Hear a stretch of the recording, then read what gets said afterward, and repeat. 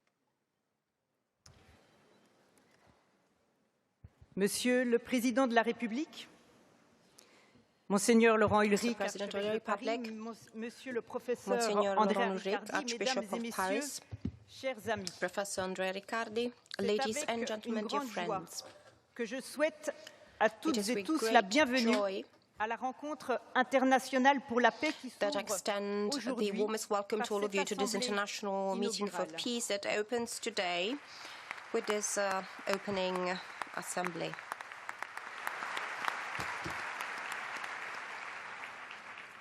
Il y a 38 ans, le 27 octobre 38 years 1986, ago, le pape on the Jean-Paul II avait 27th of convoqué October de façon 1986, inédite His Holiness les John Paul religions dans la ville II d'Assise. Au called cœur de la together guerre froide, all le the message religions unanime in the des city of religions Assisi. It was an fut ce unprecedented jour-là event. It was amidst que la Cold paix War, and the est le unanimous rêve message que of nous devons languages in avoir those pour le religions was monde, peace is the un dream rêve qui that we évoque all have to share for l'unité the de world. l'humanité. A dream which Nous sommes evokes réunis aujourd'hui pour la unity in 38e mankind. étape We de are ce here qui est today devenu un profond sillon de paix. for the Patiemment 38th edition et of what has fidèlement become a tracé au very cœur de deep groove l'histoire, of peace that has de ville been en ville, et dug with aujourd'hui, patience ici à Paris. from Alors à town to tous, town, from bienvenue à city to Paris. city, until it reached Paris here. So welcome to Paris, everyone. L'événement d'Assise est devenu une histoire mondiale. Que la The event in communauté de Assisi has Sant'Egidio gone est down très in global heureuse history, d'avoir and the contribué community à of écrire Sant'Egidio dans is sa very, very dimension proud of religieuse having élargie contributed to à la dimension culturelle writing et down this politique de la important paix. chapter of our history in a global Cette quête de dimension dialogue on top of the peut political paraître dimension naïve of peace. This face quest aux for 59 dialogue might conflits seem en naive cours. sometimes, Et je tiens à especially saluer when ici faced with the personnellement 59 les conflicts délégués en that are provenance de currently on the pays qui way. souffrent de la But I would guerre. like to thank Il n'y a jamais eu everyone, autant de guerres depuis everyone who's here that comes 1945. from wars and Notre areas effort of pourrait conflicts. sembler There have been ingénu, so many surtout wars face à la in montée de history la since culture de la guerre 1945. Our devenue effort à might nouveau seem acceptable, useless, considérée especially comme une when faced with this douloureuse cultural nécessité. war that's become once again Dans un acceptable monde because si it is considered compétitif, to be a plein painful d'affrontements, need.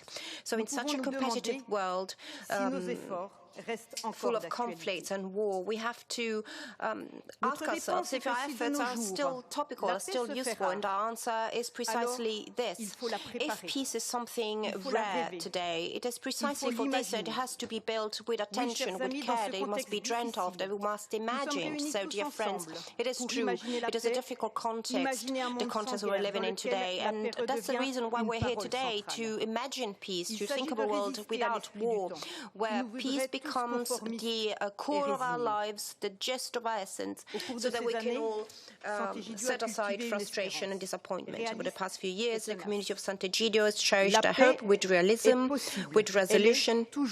That is to say that peace is possible. Peace is always possible.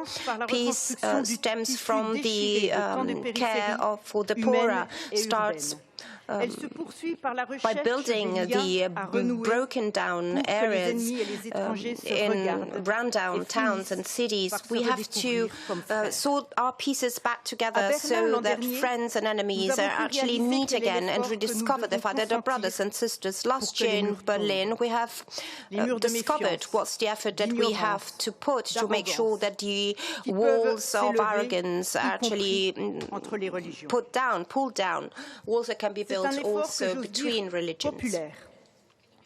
It is a tremendous effort that we have to promote.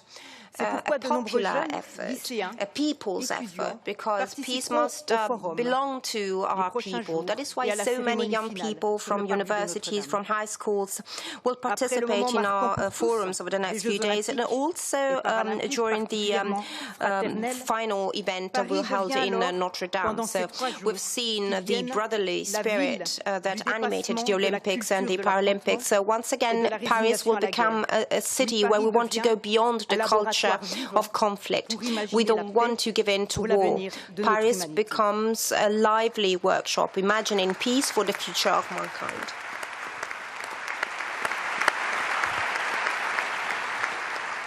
Alors ce soir, je veux remercier tout particulièrement Monseigneur Laurent Ulrich, I would like to thank in particular Monseigneur Laurent Ulrich, Archbishop of Paris, who has supported us along this journey. Compagnon de route de longue date de Sant'Egidio, de cette rencontre annuelle internationale pour la paix, the community of Sant'Egidio. He attended many of the annual conferences for peace with passion for dialogue and peace. So thank you, Your Excellency, for welcoming us in your diocese. Thank you for welcoming us the Collège de Bernardin that will host part of our works, and thank you for your warm welcome. You have hoped for years that this pilgrimage of peace reached France, and here we are here in Paris, so I'll hand the floor over to you.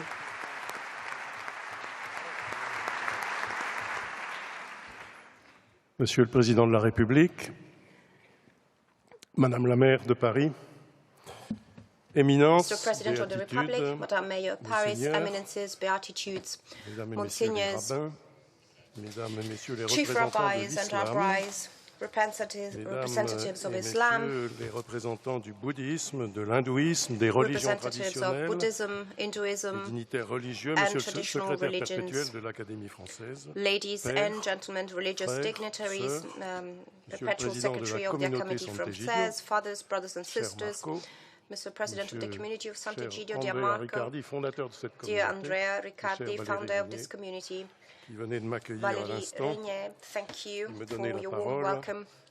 Mesdames Thank et Messieurs, you chers amis, for allowing me to take the en floor. cette année 2024, la communauté de Sant'Egidio ne pouvait pas faire plus beau présent à la France et à sa capitale qu'en répondant à notre invitation d'y organiser sa rencontre pour la paix. Je tiens donc à lui exprimer toute notre joie et notre reconnaissance. Dès le début de cette année, m'adressant aux diocésains de Paris, je soulignais l'heureuse concordance entre les Jeux olympiques, la réouverture de la cathédrale Notre-Dame et ces journées dédiées à la recherche de la concorde entre les peuples. Lors de l'ouverture de la trêve olympique pour laquelle, le 19 juillet, j'ai célébré une messe solennelle, nous avons certes dû déplorer que les nations poursuivent leurs affrontements pendant cette période qui s'est achevée seulement il y a quelques jours. Mais la résolution de l'ONU engageant cette trêve n'en visait pas moins l'édification d'un monde pacifique et meilleur, grâce au sport et à l'idéal olympique. Quant à Notre-Dame, la mobilisation universelle qui s'est manifestée lors de son incendie et a accompagné sa restauration, je ne pouvais pas aller quelque part sans qu'on me demande, mais je ne suis pas le seul, le Président de la République aussi, sans qu'on me demande des nouvelles de Notre-Dame. Cette mobilisation universelle témoigne, elle aussi, de ce que l'humanité sait faire de mieux lorsqu'elle se rassemble autour d'une même et juste cause. Si nous sommes capables de rassembler toutes les nations autour de l'idéal exprimé par l'olympisme, mais aussi de bâtir ou de rebâtir des cathédrales, imaginer la paix doit être à notre portée. Il s'agit certes de concrétiser l'utopie d'une certaine façon, car toute action en ces trois domaines reste toujours à parfaire. Et s'il est un ouvrage à remettre 100 fois sur le métier, c'est bien celui de la cohésion, qu'on appelle socialement la solidarité. Nous, chrétiens, y voyons l'expression de Dieu qui est charité. La République française entend la promouvoir dans la fraternité, qui est le troisième terme de sa devise. Et tout peuple la recherche dans l'amitié sociale. L'expression chère au pape François qui vient d'achever un magnifique voyage dans le sud-est asiatique, amitié sociale sans laquelle aucune nation ne saurait vraiment exister.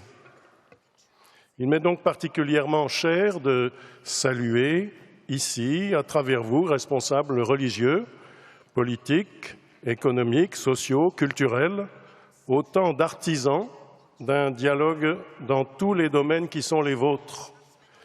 S'il passe par la justice et la vérité, cet échange ne peut conduire qu'à l'unité et à la paix.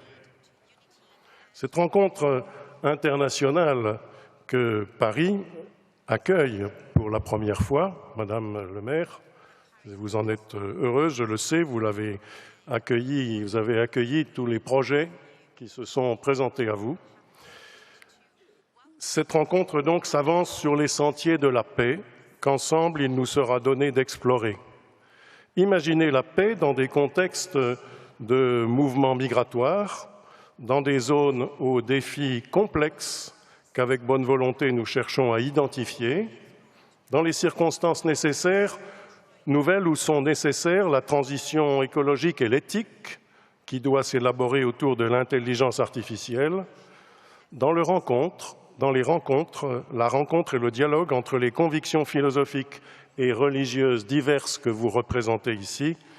Voilà le programme que cette rencontre se propose. Relever ce défi de l'imagination peut sembler d'autant plus singulier au pays de Descartes. Mais passer outre la méfiance de Pascal pour une imagination jugée tellement hostile à la raison entraîne un étonnement non moins profond. Mais il y eut toujours en cette terre des Geneviève, des Vincent de Paul, des Rosalie Rendu ou des Frédéric Ozanam, et tant d'âmes ardentes à déplacer les montagnes du raisonnable pour faire advenir une civilisation de l'amour du prochain. Toutes les bonnes volontés qui se reconnaissent dans cette aspiration savent donc qu'il faut, à la sagesse de l'esprit, joindre la raison du cœur. En distinguant parmi bien d'autres, comme je viens de le faire, des hommes et des femmes qui ont pu servir leur prochain en s'engageant ici, à Paris, et au nom de leur foi, la foi que je partage avec eux, je souhaite exprimer combien les convictions de chaque être humain constituent une puissante et inépuisable source d'énergie au service de la justice et de la paix, si elles ne sont pas déviées par la tentante facilité de l'individualisme mortifère. C'est dire aussi l'importance de donner à chacun et chacune la possibilité d'une éducation épanouissante, d'un travail digne et d'une véritable liberté de conscience. La leçon du passé nous montre combien les utopies ont su inverser les logiques les plus implacables. Ainsi, chaque famille de pensée, chaque philosophie, chaque religion peut y contribuer en apportant la pierre d'une sensibilité qui lui est propre, dans la quête d'une vérité qui, nous le croyons, conduit à la liberté. Et puisqu'on ne saurait vaincre la misère sans commencer par écouter ceux qui y sont affrontés, ni faire cesser la guerre sans porter la voix des peuples écrasés par la violence. Et je me souviens d'une fameuse conférence du professeur Riccardi à l'occasion du centenaire de la fin de la Première Guerre mondiale, dans laquelle il invitait à toujours se souvenir de la guerre pour nourrir le goût de la paix. Ainsi donc, c'est le souvenir de la Terre Sainte que j'ai visitée il y a quelques jours que je souhaiterais maintenant manifester devant vous. Affrontés à la guerre, des hommes et des femmes de bonne volonté, dans le service inconditionnel de ceux que la Providence leur envoie, ont su me montrer que malgré leur lassitude, ils ne renoncent pas à éduquer les enfants et les jeunes, à soigner les malades et les mourants, à accueillir les nouveau-nés, qu'ils soient avec ou sans famille, et à garder les liens qui, le moment venu, rétabliront la paix. Et chacun de nous, sans doute, songe lui-même à un peuple frère qui souffre dans le cercle infernal de la misère et de la guerre, sans laisser vaincre l'espoir. Cette espérance exprimée devant l'absurdité de la violence n'est-elle pas un signe? Le signe qu'à travers ce que chacun est capable d'en faire advenir, cette paix est finalement moins utopique et plus naturelle à tous les peuples que l'invraisemblance de la guerre et de la misère. Cette capacité d'imaginer la paix avec eux, nous la leur devons. Je vous remercie.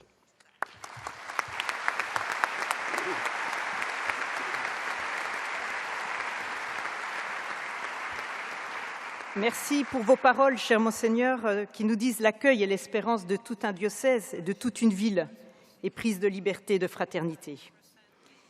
Nous sommes très heureux, Madame la maire, Madame Hidalgo, Madame la maire de Paris, de la tenue de cette rencontre internationale pour la paix à Paris. Vie le monde. La parole est à vous. Merci beaucoup, Monsieur le Président de la République, très cher Monseigneur Laurent Ulrich, Mesdames et Messieurs les représentants de toutes les religions, Monsieur le secrétaire perpétuel de l'Académie française, Monsieur le fondateur de la communauté Sant'Egidio, cher Andrea Riccardi, chère Valérie Régnier, chère Lina Assami, chers amis, chers élus, oui, Paris vous souhaite la bienvenue et cette conférence, ce moment de recherche de paix, d'imagination de la paix, a toute sa place ici, dans notre ville, dans votre ville, Paris. Je veux vous dire que c'est une immense fierté et un immense honneur que de m'exprimer devant vous aujourd'hui à votre invitation, l'invitation de la communauté Sant'Egidio. Victor Hugo disait « Si vous voulez la paix, il faut inventer l'amour ». C'est un programme ambitieux. Je pense qu'il y a quelque chose de vrai dans cette affirmation. Oui, depuis la fin de la Seconde Guerre mondiale, le thème qui nous réunit aujourd'hui n'a jamais été aussi actuel. Vous l'avez dit avant moi, partout dans le monde, les démocraties se voient ébranlées par de nouveaux défis. Elles connaissent une résurgence de ce langage de la violence, de la haine, qui se manifeste autant par des fièvres intérieures que par des pressions extérieures.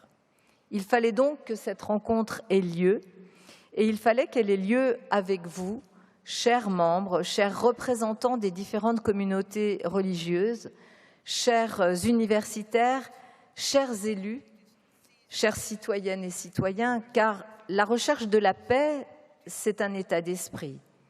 Mais c'est aussi une question qui pose la question des mesures politiques.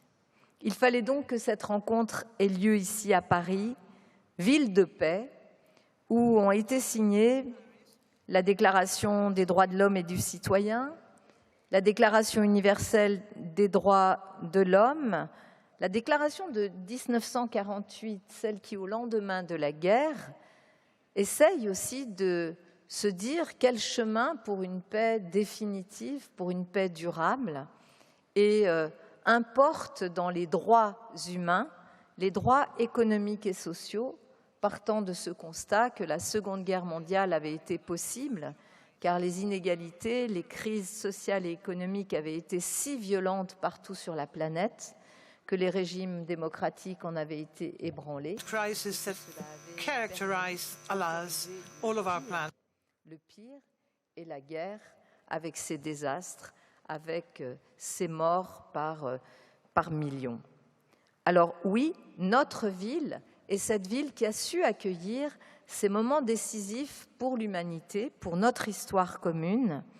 Permettez-moi de rappeler aussi dans ces grands moments, parce qu'ils ont un rôle important à jouer, l'accord de Paris sur le climat, qui va bientôt fêter ses 10 ans. Il y a 10 ans, il était signé ici, parce que les peuples de la planète entière, les États, les Nations Unies, avaient reconnu ce défi majeur qui have recognized this fundamental challenge because the ecology is indeed a challenge for peace and for the planet. And this is right where that declaration was signed, as was correctly said a moment ago.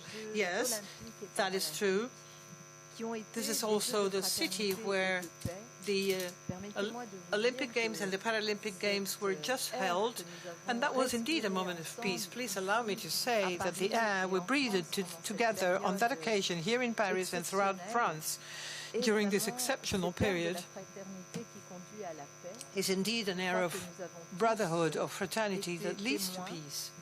We all have been witnesses in our intimacy, in the depth of our hearts, in our personal experiences. We have all witnessed to this fraternity that prove that there is hope, there is indeed hope. And as I said so many times before, things au contact de do not end without leaving fruit behind. Peace must be carried forwards and onwards every day, at all times. It must be the fruit of a culture, an ideal which is grounded upon spiritual needs. And the quest for peace must take place with everyone and to the advantage of everyone. Each of us has his or her own role and responsibility in building links and bridges between peoples, between communities, and between individuals. And when I say each and every one of us, of course I think of states, of intellectuals, of religious authorities that in turn build these bridges among people. But I think of artists, but I think of cities too. And it's about cities that I should like to say a couple of words today. I don't want to forget all those who suffer because of war, which on our planet in this day and age is destroying the lives of many innocent people. Dear friends, mayors, such as myself, are daily craftsmen and women of the cohesion of our cities. We are at the forefront of all transformations, of all expectations, of all concerns, of all fears, of environmental change, of social change. Mayors in the districts of their cities stage political initiatives just there where citizens are living. And if there is no reason for hope, if there are world imbalances, global imbalances, if there are exasperated nationalisms, then it's up to the cities to invent, to innovate, to look to the future and respond to emergencies. Cities then become places where citizens, inhabitants want to take refuge, take shelter. I have visited countries at war, and I have talked to mayors of those cities, and I always try to stand in their shoes, so to speak, and wonder what goes on when a war breaks out, when this terrible catastrophe breaks out, and when mayors remain as the last representatives of communities that need to respond to emergencies, such as to find clean water, drugs, medicines, and think of rebuilding. Mayors always stand at the forefront.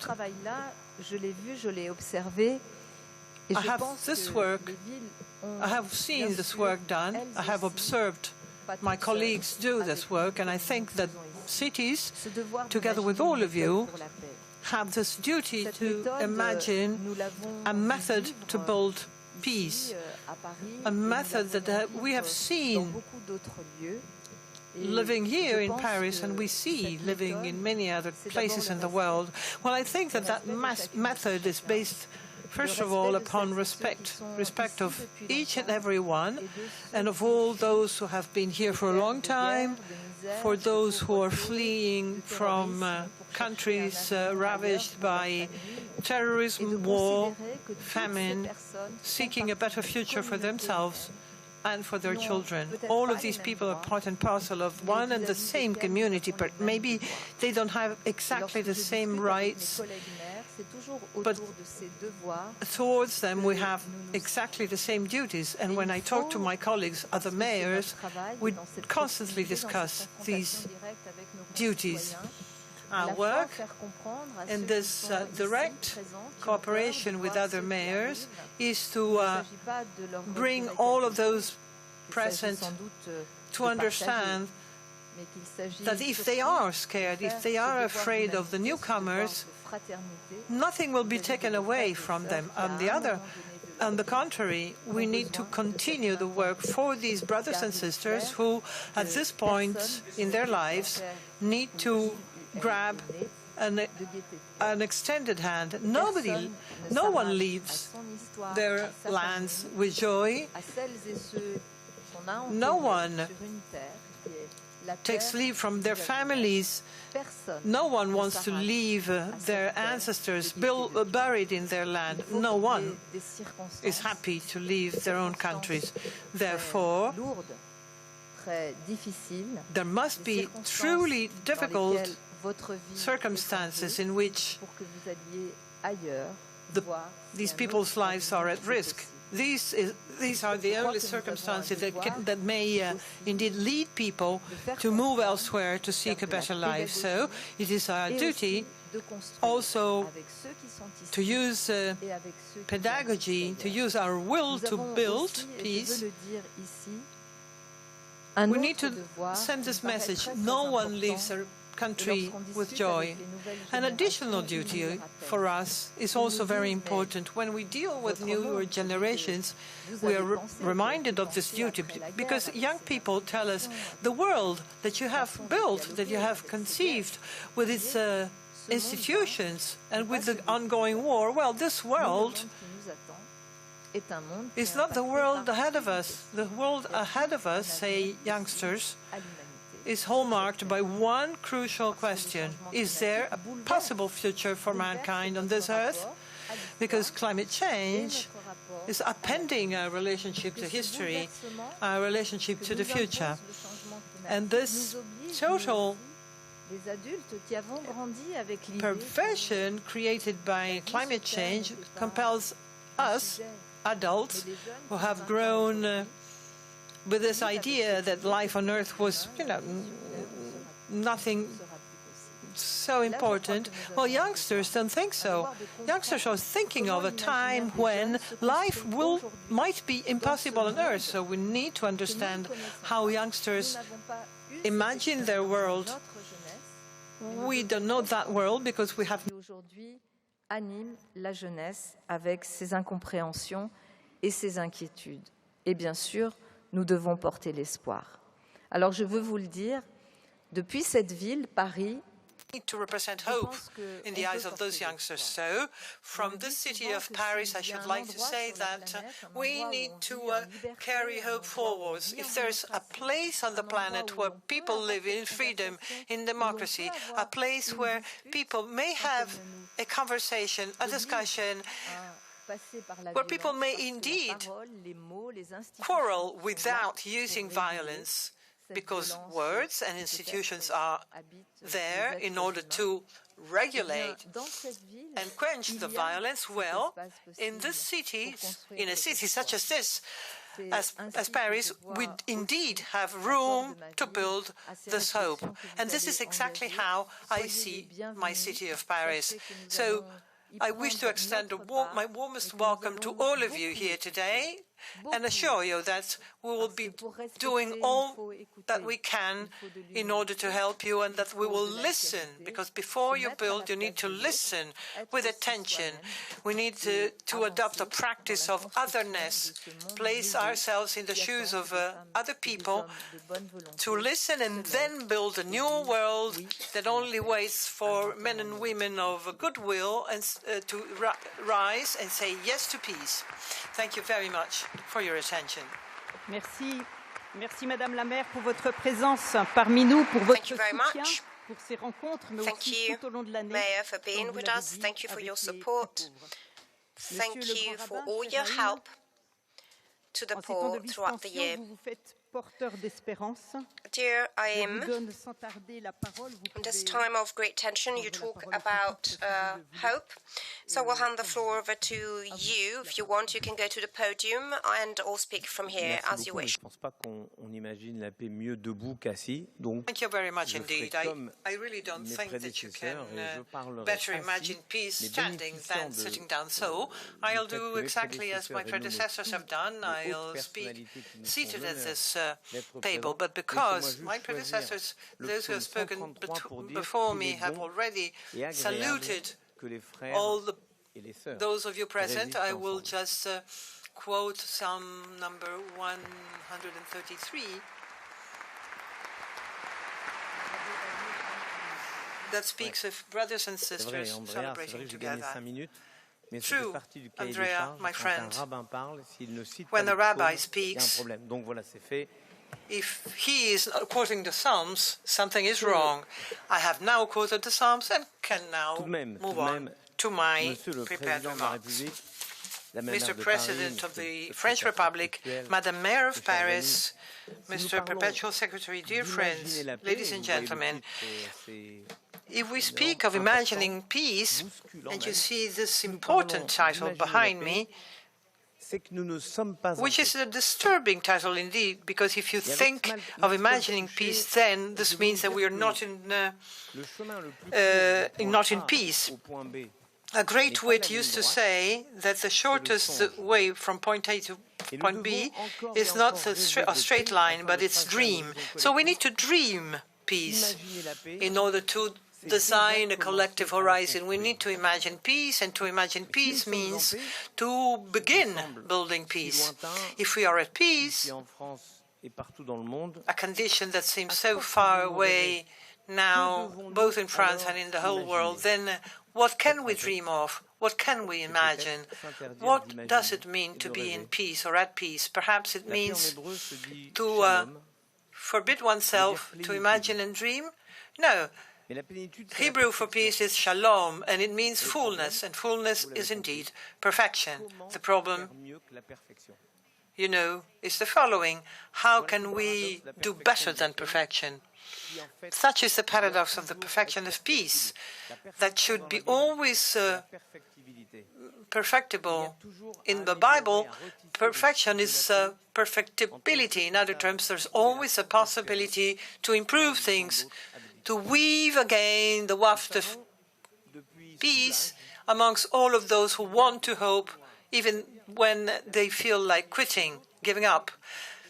The highest light in the deepest of the abysses is always shining there where danger grows.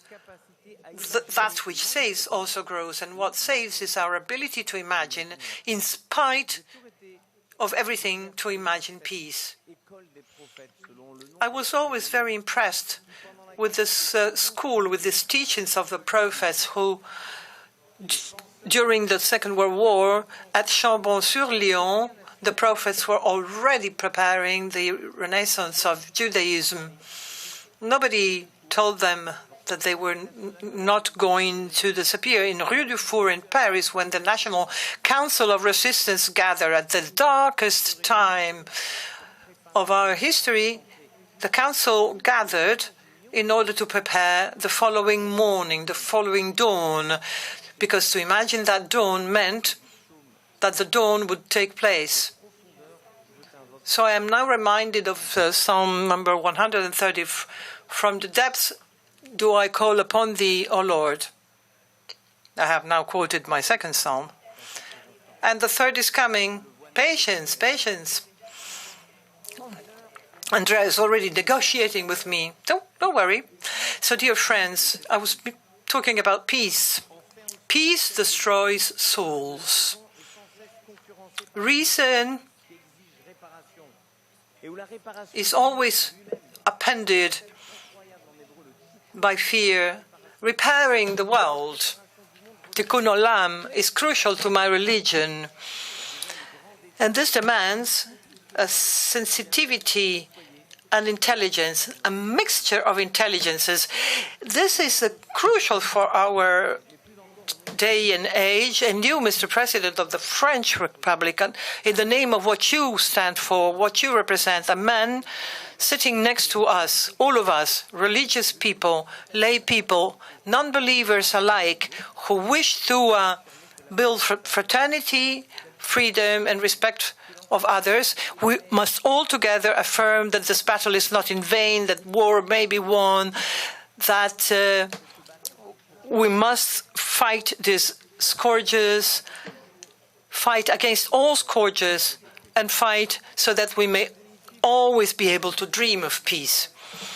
This means for us, Jews, and for all religions and for human beings, this means that no one should ever fear to go to synagogue if they're Jewish, go to school, catch a cab, defend one's opinions, light up the lights of Hanukkah.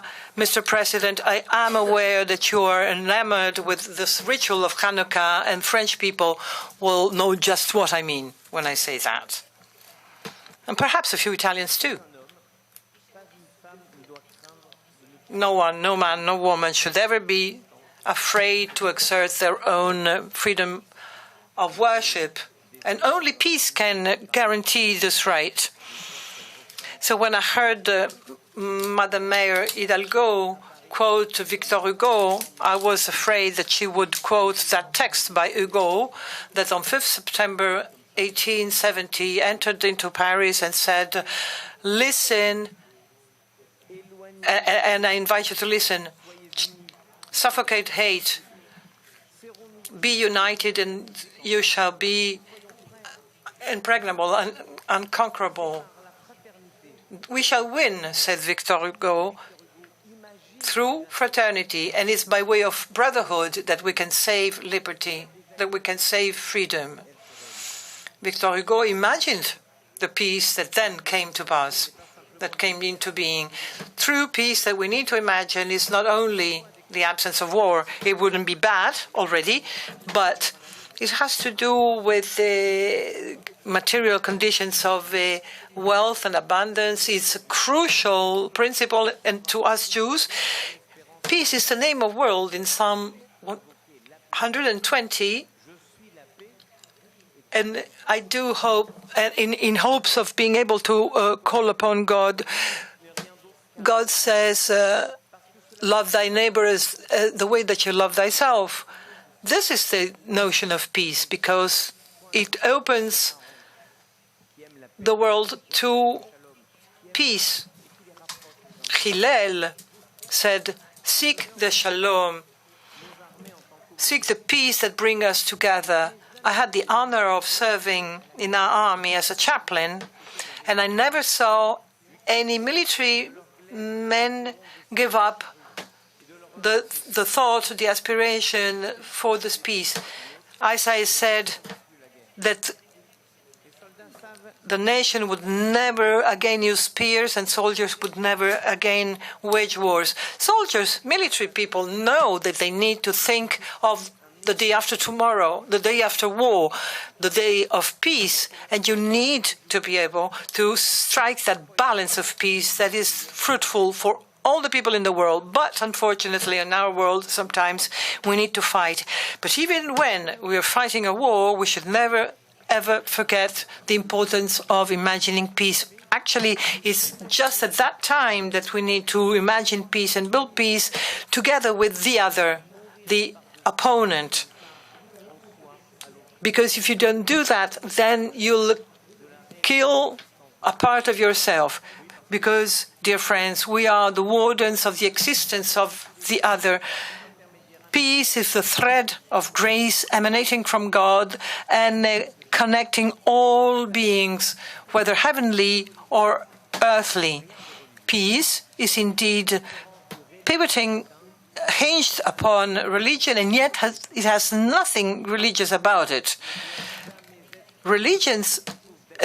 Peace is the foundation of religions as well as the foundation of a society, and it should never be given for granted. It's a constant quest, a quest for the future. It's an ideal that we constantly need to long for.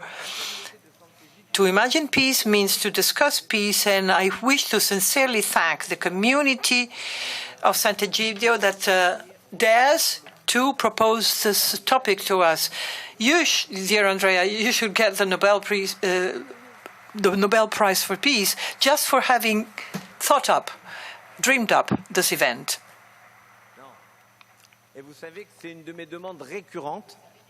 All of you know, I'm sure, that this is a recurrent request on my part. I say this at every conference, at every inaugural or opening ceremony, and you're aware, Mr. President of the French Republic, that I know that I say this so often.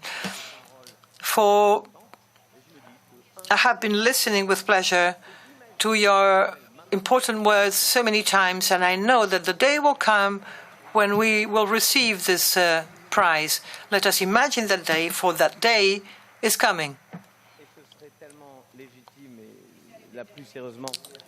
And it would only be right and fair as a recognition of all that you do, all the fights that you conduct on behalf of all of us. So imagining peace does not only mean dreaming of peace, but lending peace a meaning and translating peace into reality. To fail to interpret a dream means to deny the dream, and the Talmud says it's like failing to open a letter. What is a blessing? It's an encounter between dream and reality. So being able to imagine peace and making it work day in, day out is not a dream, it's not a utopia. It's a way that we set a goal for ourselves, and it's a perfectible journey on a quest for peace. To dream of peace, to imagine peace, as Amin Malouf has written,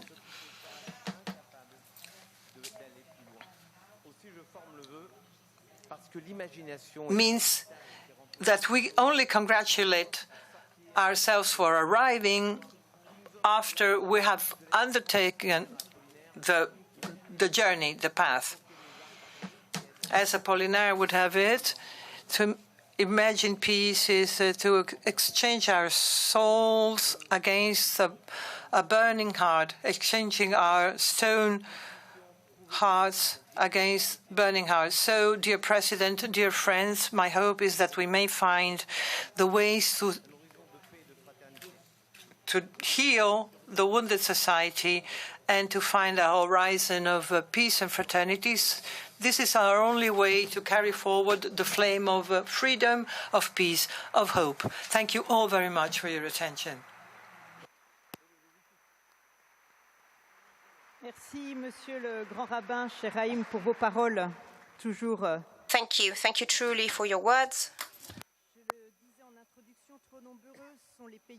For this very educating presentation, rich of hope. As I was saying earlier, there are many countries that are affected by war today. Now we're going to watch a short video looking at the terrible face of war that is actually a plague for our planet. Thank you.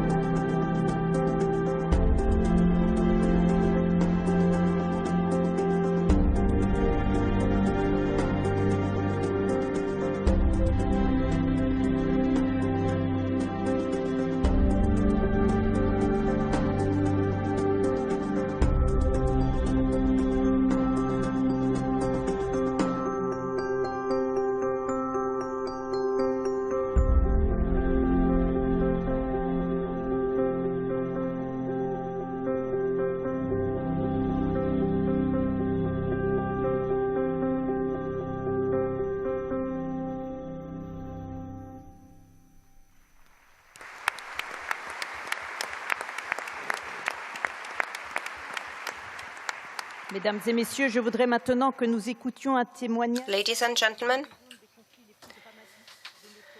we're now going to listen to a witness coming from Afghanistan, one of the most terrible places right now, Lina Hassani, who was born in 2003 in Kabul, who moved to Belgium with her mother and sisters, thanks to the humanitarian corridors, this beautiful program that the community of Sant'Egidio has put together in France, in Italy, in Belgium, that allowed thousands of families that need to be welcomed to reach Europe through a safe, legal path. These people are also supported in their integration and in their quest for peace. Thank you, Lina. Respected Mr. President, dear ladies and gentlemen, my name is Lina Hassani, and I stand today before you as a 21-year-old Afghan girl from a Hazara family who lived through decades of conflict and profound change. I am from a country that, sadly, it is famous for its 3 decades of war. I arrived in Belgium thanks to the humanitarian corridors of community of Sant'Egidio. And I have been living in Belgium for 5 months. Now I am dedicated to learning the Dutch language. Today, my story is not just about my life, but lives of countless Afghans who have endured unimaginable hardship. I was born in Kabul, a city that holds many memories, both joyful and painful. Life in Afghanistan has never been easy. In 2009, my father was taken from us, killed by the Taliban. But my mother, with incredible strength, stepped up to support our family. I followed my education path, realizing it is the only way for a better life. We moved to Dashti Barchi, a neighborhood in Kabul, known for being home for many Hazara and Shia families. It is also known one of the most dangerous areas, often targeted by terrorist groups, especially the Taliban. Living there, we were no strangers to the horrors of bombing and suicide attacks. Violence was relentless, as I witnessed a suicide attack at our school, and children under age of 14 was sacrificed, followed by a bombing at our educational center. There, I tragically saw my classmate's lifeless body. This was one of many days that seemed all too normal for a student in Kabul.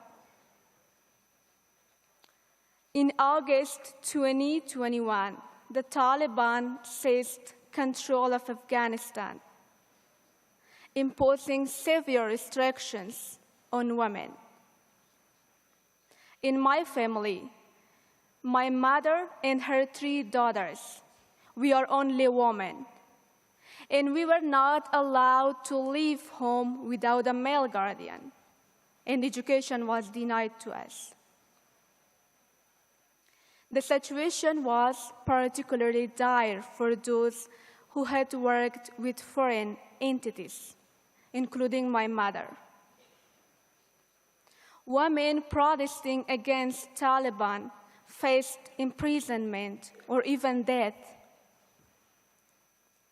Feeling unsafe and with no hope for a better life in Afghanistan, we fled to Pakistan.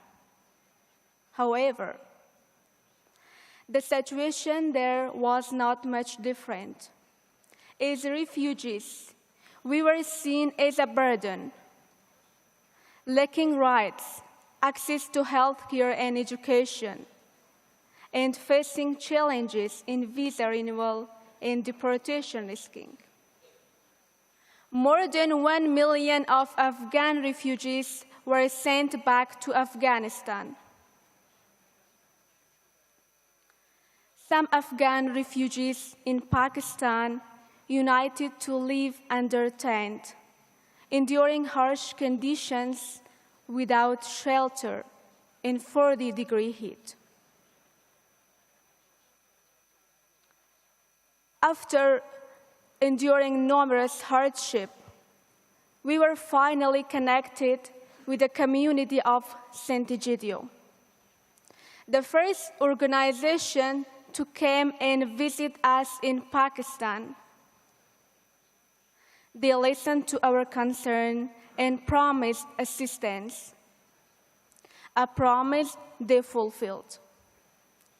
On April 29, 2024, we embarked on a journey from Pakistan to Belgium by the help of community of Sant'Egidio.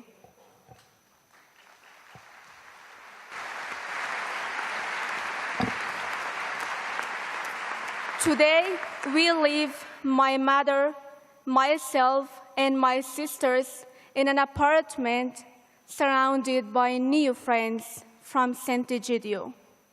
We are loved and accompanied in this new life. In conclusion, I want to extend my heartfelt gratitude to all who have supported Afghan refugees and listened to our voices. I wish for a future where peace prevails in Afghanistan and across the globe. May the scars of conflict heal, and may every individual find the strength to embrace love, understanding, and unity. Thank you for believing in our right to live freely. And I ask you to continue supporting Afghan women and girls who remain in desperate need of assistance. Together, we can ensure that they too have the opportunity to dream, learn, and thrive. Your support can make a profound change in their life. And together, we can pave the way for a more just and equitable future. Thank you so much.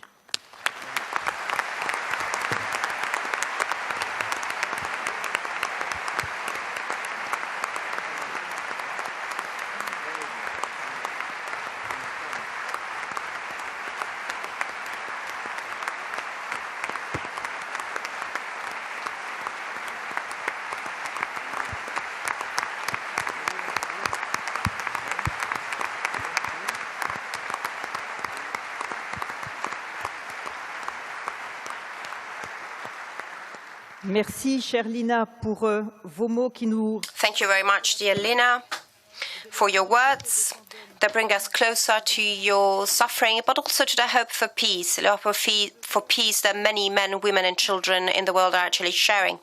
It is a great joy now to hand the floor now to Shahmeddin Hafiz, rector of the Grand Mosque of Paris, who was built as a memory of the sacrifice of many Muslims during the First World War. He's got a health problem, so he will be actually replaced. Thank you. Yes, unfortunately, Dean Hafiz couldn't come. He's sick. So he asked me to read his brotherly message he had prepared for you. Dear President of the Republic, dear Mayor of Paris, dear Permanent Secretary, dear President of the Bishops' Conference of France, Monseigneur Archbishop of Paris, Archbishop of Canterbury, Eminences, Monsignors, ladies and gentlemen, representatives of the many religions in France and the world, dear Founder, dear President of the community of Sant'Egidio in France, ladies and gentlemen. It is a great privilege for me to be among you today at the invitation of the community of Sant'Egidio for this meeting where the union of our imagination and our determination will allow peace to conquer, I hope, new territories. Thinking about this event that will end in Notre Dame, I'm reminded of the words of Victor Hugo written during his exile. With his heart turned towards Paris, with his desire for a more just world for his time and for those to come, words that resonate with us. And he said, and I quote, "When a man is full of despair, there is nothing more sublime than to speak to him of peace and forgiveness. It is like giving him a star on a dark night to remind him that there is always a light shining in the distance." End of quote. And it is with an equally necessary and precious hope that the community of Sant'Egidio was born in the middle of last century after the cataclysm of war with the Church's desire to turn towards the believers of other religions, including Muslims, to whom I belong, and to look at them with esteem because they worship the same God, living and subsistent, merciful and almighty, creator of the heavens, of the earth, who has spoken to man. Since its establishment, the community of Sant'Egidio has been a shining example of commitment, compassion, and concrete action for the most vulnerable. Present all over the world, the community has been able to help the forgotten of our time, the poor, the homeless, the sick, the elderly, the imprisoned. It comes to their rescue by putting relationships and humanity at the center of the smallest gesture to protect what really matters, dignity, the value of every existence, the peace of those who are the most fragile. I would like to express my appreciation and gratitude, as I've already done, to President Valérie Régnier, whom I meet regularly, and to President Marco Impagliazzo, who welcomed me in Rome in February 2022 after my meeting with Pope Francis. I would like to say once again how much your community and its works reassure me and are a source of inspiration for me as a religious leader. They also reinforce the idea that we cannot live in this world without looking for dialogue and fraternity between Christians and Muslims and between all religious communities. This quest, which starts by understanding each other, leads to the strengthening of one's own faith and balance to ultimately preserve the harmony of our societies. By making the effort to understand beliefs and practices that are not our own, to listen to stories of faith that are alien to us, to cultivate religious diversity because it is God's will, to educate the younger generations to this curiosity and tolerance, we enrich our spirituality and become more aware of our role in the universe. There are many stories of successful cooperation between Christians and Muslims. Well, they must be highlighted to inspire others. On this planet that is losing its bearings at a time when conflicts, misunderstandings, and manipulations seem to have the upper hand, we can discover anew how certain values, fraternity, solidarity, love, peace, are deeply rooted in our respective religious traditions. And by evoking the past, I often think of the circumstances and personalities that have embodied these values and passed on to us this deep sense of friendship between the people of the book, the land of Algeria, where I grew up, the land of Saint Augustine, the land of Father de Foucault, saw the birth of Emir Abd el-Kader, who in July 1860, exiled to Damascus, embodied humanism by protecting in every way the Christians of the city, swept away by the fury of a blood conflict in their thousands. The examples are numerous and some are topical. For example, the recent official visitation of His Holiness Pope Francis to Asia to meet with important Muslim communities. This is a new call to the fraternity of believers and people, which is so much needed. This call to fraternity is not always heard.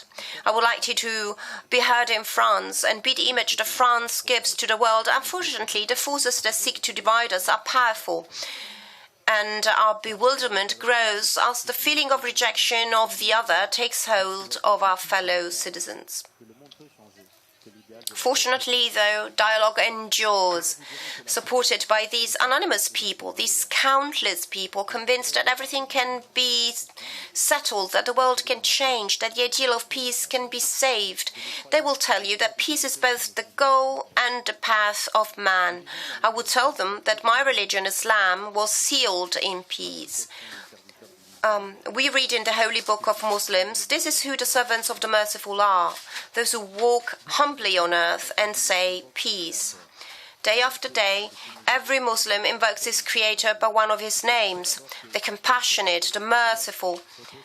They remind themselves that inner and outer peace rests on this divine mercy. Peace then becomes an ethic of life. A heart at peace is the greatest treasure, said a Sufi master, because peace begins within oneself and is strengthened with others. Islam, like any other religion, teaches patience, benevolence, and generosity in the interaction between people. According to the Prophet of Islam, peace be upon him, the true believer is he whose people are safe from his hand and his tongue. This is the message we try to convey to our fellow brothers so that they can confront extremist drifts and prove that their religion affiliations can be reconciled with their civilization. Ladies and gentlemen, peace is not a vain word or a word that must be taken for granted. Like the men and women who work for the community of Sant'Egidio, we'll have something to say and strive for it. Anchored in the reality and the local fabric in which it operates, the community shows us how to live in accordance with the highest values of our religions and humanity, and demonstrates how the power of solidarity and compassion can transform lives. We know its commitment towards conflict resolution and the search for lasting solutions in areas of crisis and desperate situations. Today, here in Paris, where our hopes are all aligned, the language of weapons speaks elsewhere in all its cruelty. I cannot hide the fact that my mind is obsessed with the inhuman madness that devastates, in particular, Gaza. And I pray for this nightmare to come to an end and for the region to finally find its way to a just and long-lasting peace. In the Middle East, in other regions, many other regions, and further back in time, going back to universal history, I am more and more convinced that religions are not a source of violence. They are abused, manipulated, misunderstood in the name of rivalries and deadly political ideologies. Men of faith, faced with this, often find themselves bewildered. What can they do in the most abominable theatres of war in the face of the most flagrant injustices? To the individual, we offer spiritual support, the comfort of our rituals, prayers, invocation, even the possibility of reconstruction. To society, we offer our ideas and our projects of education for peace, solidarity, sustainable development, seeking to act with the effective and tangible means of our time. Dear President, ladies and gentlemen, I stand before you with the simple desire to strengthen movements of solidarity and common commitment between Catholics, Muslims, Jews, and all believers or non-believers. Convinced, as I am, of this need, we share indeed a collective responsibility that of working together and sharing our efforts. Beyond mere talk, I know that many Catholic institutions and associations like yours are determined to move forward, driven by the need to reconcile others, communities, and to put love of neighbor back at the center of a common horizon to build more just and peaceful societies and towns. Thanks to the community of Sant'Egidio for all it does and for the model it represents. Thanks to each of its members for their commitment. May God guide us along the path of peace.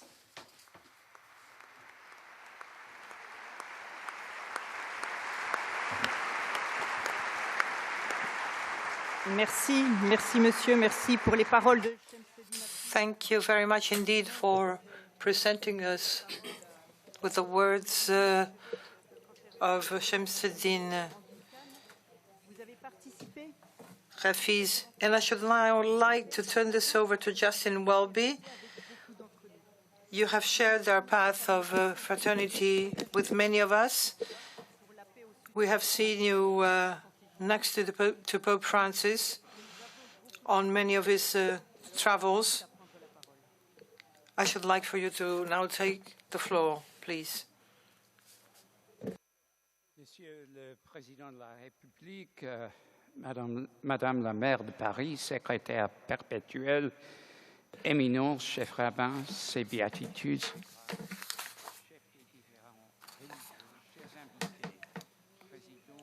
Mr. President and members of the Sant'Egidio community, brothers and sisters with whom we travel together for peace. Winston Churchill began a speech in front of French members of parliament in 1950. God forgive me, but I will speak French. So beware, I will speak French, and I want to extend my apologies for this unexpected attack on the French Academy.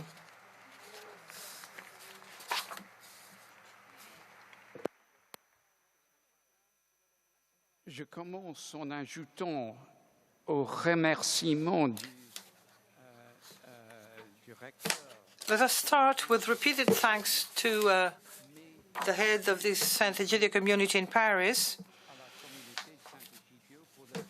for their work at peace building. Through decade after decade, they have been working in areas of conflict, and they saw remarkable success in Mozambique.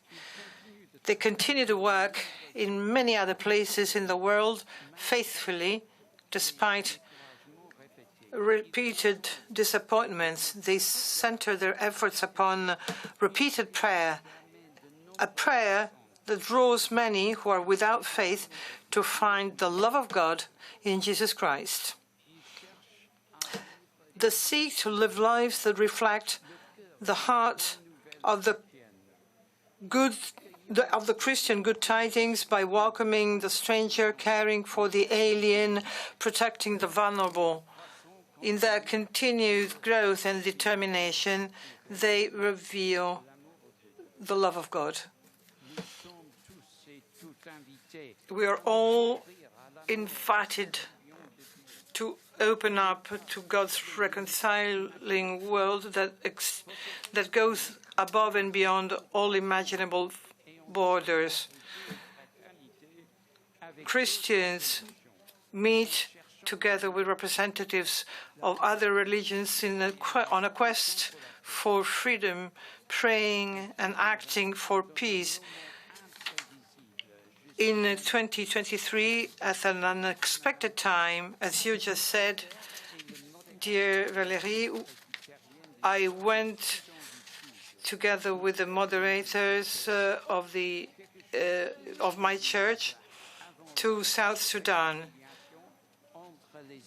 something that couldn't be imagined.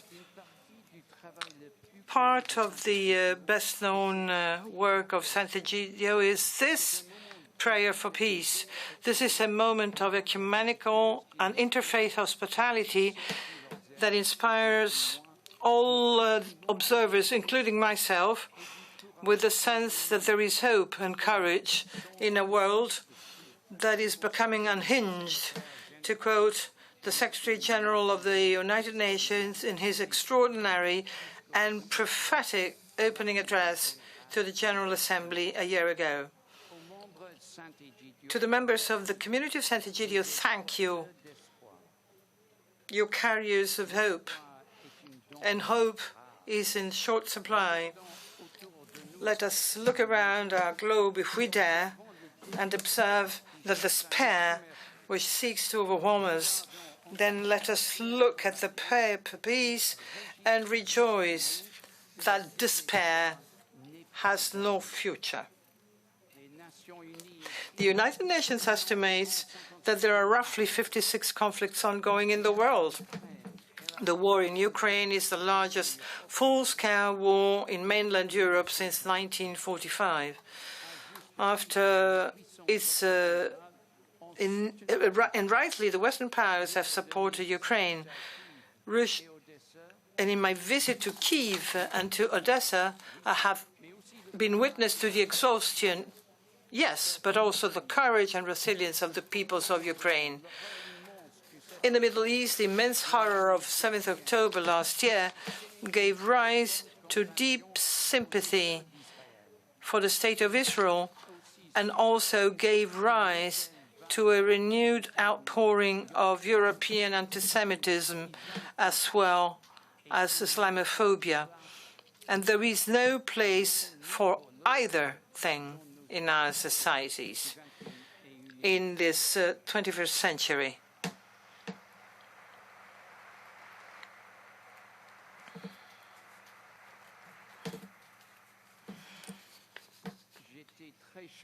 I was shocked last November when I heard a student son of a friend observing a demonstration in support of the intense agony of Palestinians in Gaza and heard demonstrators chanting, "There is only one solution.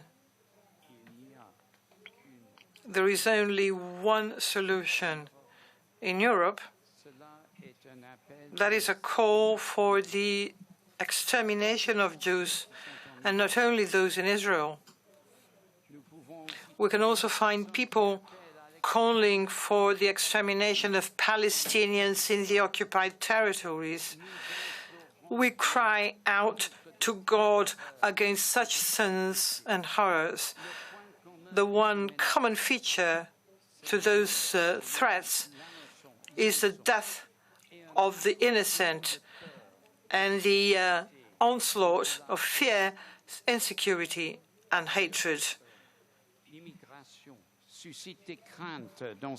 In Europe, immigrants arouse fear, and in almost all of the continent, communities feel that the situation has changed, and will change more, and that people are exploited by some politicians. This has a corrosive effect upon the ties that bind our societies. This should be forbidden. Then there is one war which is camouflaged behind the more conspicuous ones, and it's a human war on creation. This is an undeclared war, but it's an active war, and is in every sense a hot war. This war breeds other wars everywhere in the world. To wage a conventional war is the best way of missing the target of a maximum global average temperature increase of 1 degrees. Ask the soldier on the battlefield about climate change. Ask the political leader who struggles to find the bandwidth to think about every foreign conflict that could threaten the security of his or her people. The soldier will answer, the climate in 2050? I'm glad to survive 20 minutes.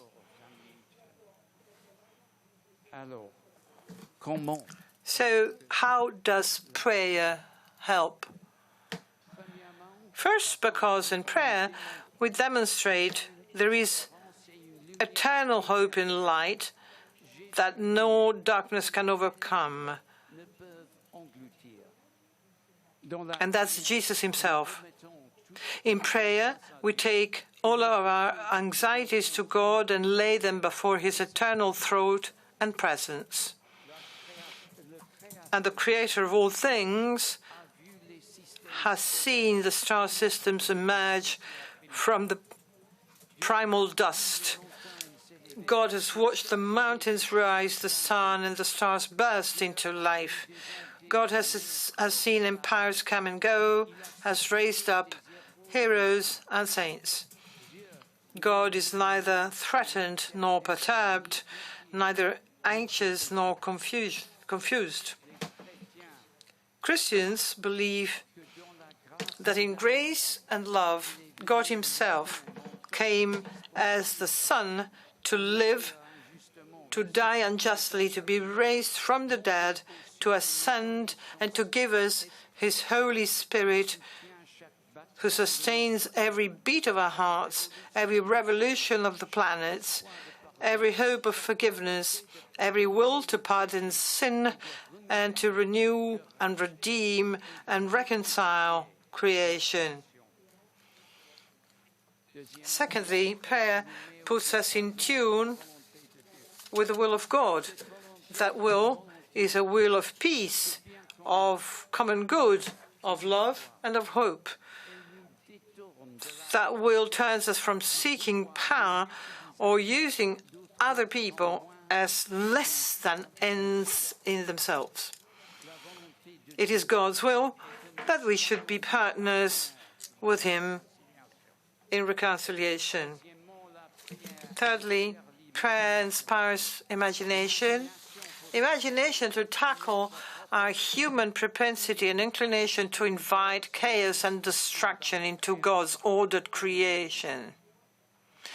Created in the image of God, we possess the will of God to be curious, to be present in suffering, and to gloriously reimagine a better world in the realms of climate control, of political breakdown, community hostility, and racial and ethnic prejudice.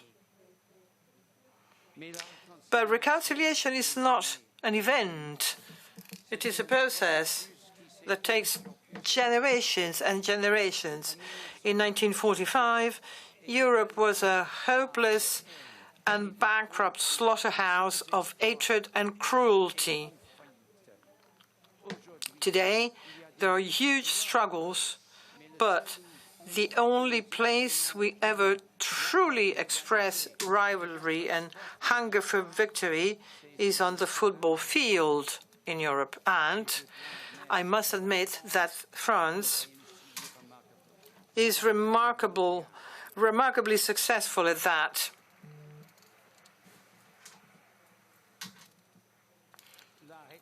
Reconciliation indeed requires human participation by men and women. It happens through the brilliance of leadership such as De Gasperi, Adenauer, Monnet, Schuman, De Gaulle, Churchill, General Marshall.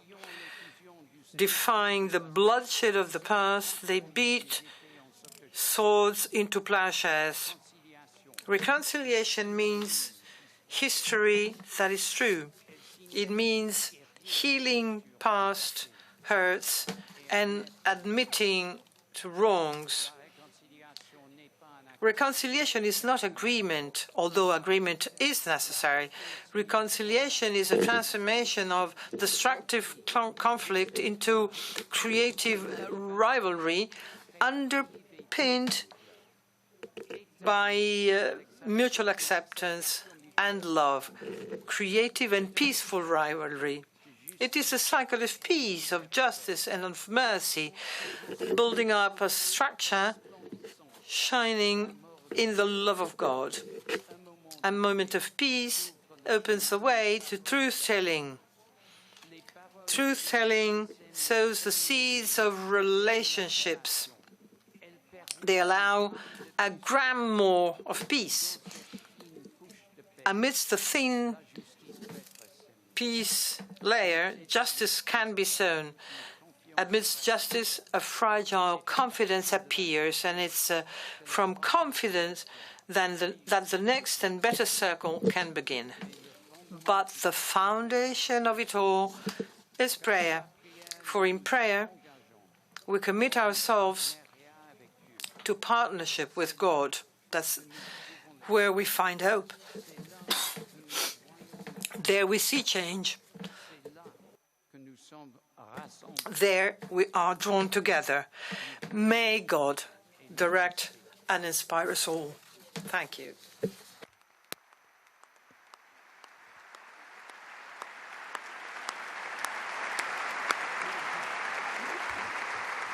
Merci, cher Justin Welby. Un très grand merci à vous pour vos paroles et pour le fait que vous avez... Thank you. Thank you truly Archbishop Welby, for your words. And thank you for crossing the channel and being here with us. Thank you, truly. Now, Amin Malouf, Permanent Secretary of the Académie Française. Your presence here is the presence of a writer, of a man of letters, of a friend of peace, of a Frenchman in the most universal meaning of the word, so a representative of the culture of this country. You come from the Lebanon, the country where you were born. We're very pleased and honored to welcome you here. So we are really pleased to give you the floor.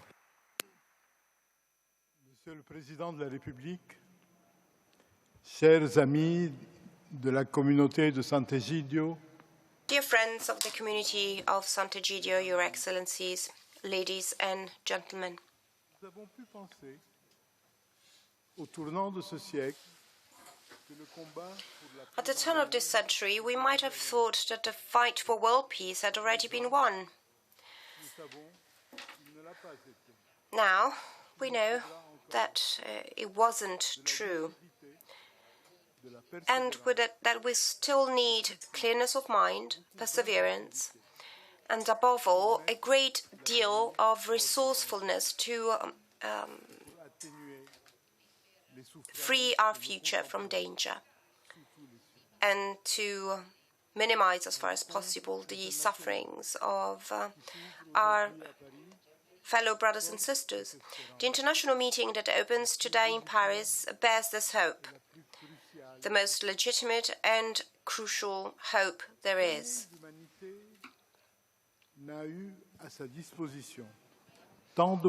Never before has humanity had so many means of action at its disposal, but it does not always make the best use of them. And yet, thanks to the astonishing progress of science and technology, we could put an end once and for all to the calamities that have afflicted our species since the dawn of time. We've seen proof of this in recent decades.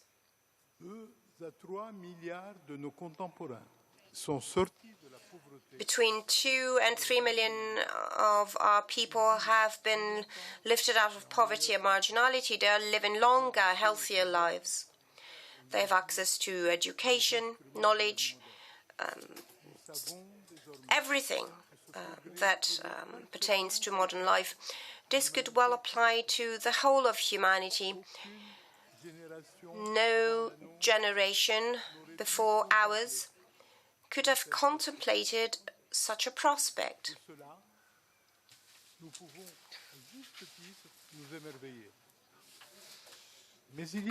We can marvel at this, and rightly so. But there is one area where we seem to have reached our collective incompetence threshold, and where we show our helplessness every day. One area among many, no doubt, but one that jeopardizes everything we have achieved so far on every level.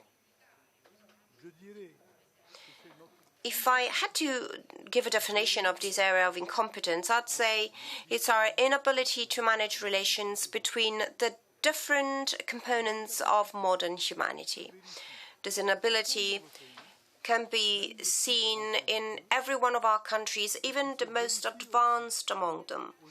And it can also be seen at a global level, where conflicts are multiplying and escalating, where relations between the great powers are becoming terrible, and where a new arms race has just begun before our very eyes. Those of us who are not so young will certainly remember the terrible days where we feared that the nuclear arsenals built by the superpowers would emerge from their silos to unleash a fire of apocalypse on the world. Back then, there was a balance of terror based on the fact that whoever sought to destroy their enemy would in turn have been destroyed. There were warnings, scares, and some long nights of anxiety, but in the end, common sense and wisdom prevailed. Or perhaps, we should say more simply, that the Cold War ended without mutual annihilation, so the whole humanity heaved a sigh of relief. And this relief seemed justified. Arsenals would soon begin to shrink considerably. When the Berlin Wall came down, there were 75,000 nuclear warheads in the world. A series of agreements reduced their number to 12,000. Some leaders were already promising us a world completely free of atomic weapons, of nuclear weapons. But then, in the very last few years, the arms race resumed, and not just in terms of number of warheads. Weapons are now being developed qualitatively to make them more precise, more effective, more manageable, and above all, much faster. The term that keeps cropping up in literature is hypersonic. Hypersonic missiles are missiles traveling in excess of 6,000 kilometers per hour, or 5 times the speed of sound, Mach 5 in aeronautical jargon. The fastest to have been tested in recent years was close to Mach 28. So this would mean covering 100 kilometers in a second, launched from a neighboring territory or from a submarine or from a vehicle orbiting the Earth. A missile like this could reach its target in a matter of seconds. And the authorities of the attack country would obviously have no time to decide if and when or how to retaliate and by what means. The response would inevitably be taken by, the decision would inevitably be taken by a computer, which could be hacked or badly programmed. I have no taste for apocalyptic scenarios. I'm more inclined to look for reasons to hope. But in a world where selfishness reigns supreme, where so many nations and communities base their cohesion on hatred of the other, where the major powers threaten each other constantly, barely speak to each other, well, anything can go wrong.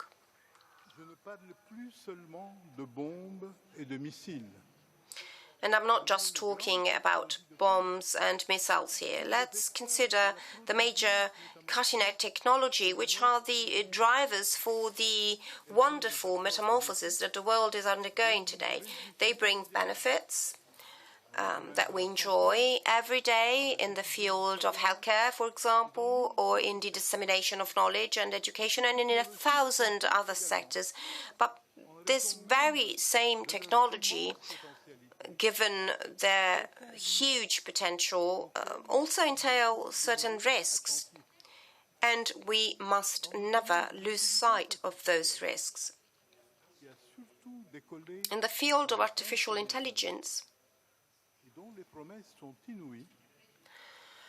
which has gained ground considerably over the last 15 years and whose promises are unbelievable, there are concerns.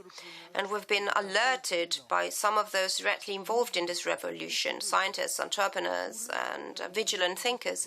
They tell us that this technology could one day escape us. They could even become an existential threat to our species, and that we should perhaps place a moratorium on certain research fields until we have a clearer idea of them. I'm not an expert on the subject, and I certainly wouldn't venture to give an opinion on the advisability of such a measure. But what I can say, however, as a careful observer, is that if such a moratorium were to prove necessary, I have absolutely no clue by whom or how it could be put in place on the whole planet. In this time, where there's no world order worthy of the name, when we are proving incapable of stopping the wars that are breaking out or preventing those that are about to, and when no power or global institution has any undisputed political or moral authority, it is hard to see how a moratorium could be introduced if it were ever necessary. What is true of artificial intelligence is also true of several cutting-edge fields, starting with biotechnology, which has also experienced a spectacular growth in recent years, epitomized by the pandemic and the astonishing speed whereby vaccines were produced. This is a sector that will continue to make remarkable progress, but which also carries the risk of going awry. Think of bacteriological weapons, hazardous cloning, or eugenics, which can go very far, terribly far. Here again, I don't want to sound too bombastic in raising the alarms here, but nevertheless, I think it is necessary to say, calmly but also seriously, that given the decent rise in our scientific and technological abilities, a rise that is bound to continue in the years to come, we need to think without delay, without further ado, of a mode of global governance that matches the new level of civilization that our species has just reached. And alas, we are very far from this. To the extent that if a serious threat were to arise tomorrow, for example, due to an armed conflict or technological failure or the effects of climate change, we will probably be incapable of joining forces to rise up to this challenge and deal with it. But I still want to believe that we will be able to pull ourselves together, and that we will soon see a reconciled humanity, aware that we are sharing the same planet, the same destiny, and concerned to prevent the human caravan from ending up in a ditch. It's high time we imagined and built a world where peace is once again possible. Thank you for your welcome and for your attention.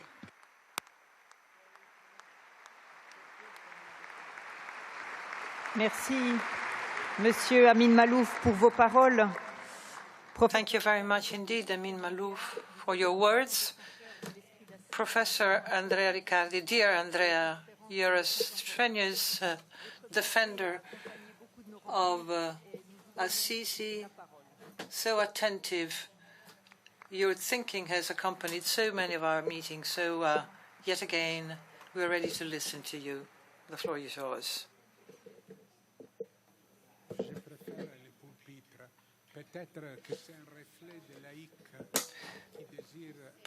I prefer to speak standing. Perhaps the secular man in me likes to take away the pulpit from priests and rabbis and imams. I'll take the lectern. Mr. President of the French Republic, distinguished representatives of the Christian churches and world religions, Madam Mayor, dear friends, ladies and gentlemen, to speak of peace, as we are now doing, may seem to place us on the flip side of the coin, but yet it's a large number of us who enjoy thinking of peace. Yet this is a time of war for many peoples. We are dreamers. We want to be dreamers, so we'll speak of peace.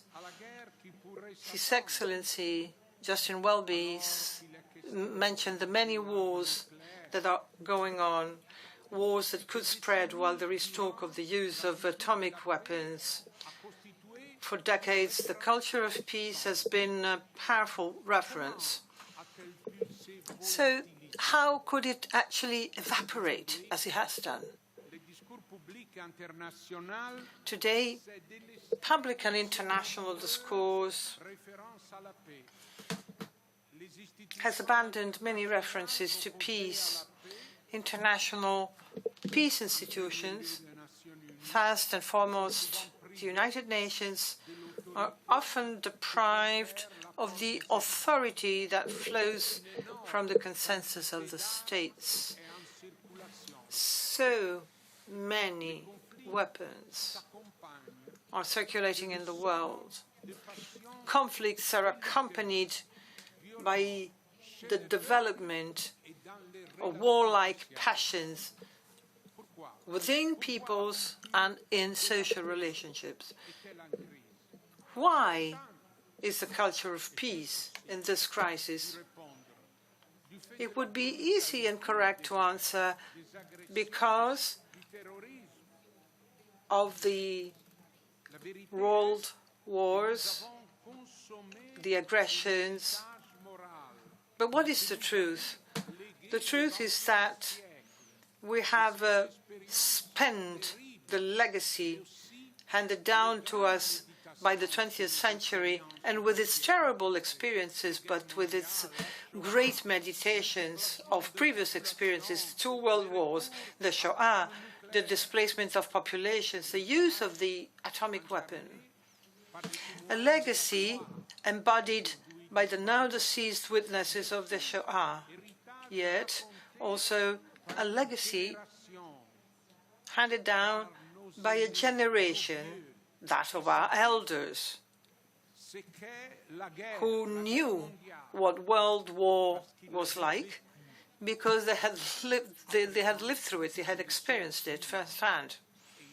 Now they are no more, and there is silence.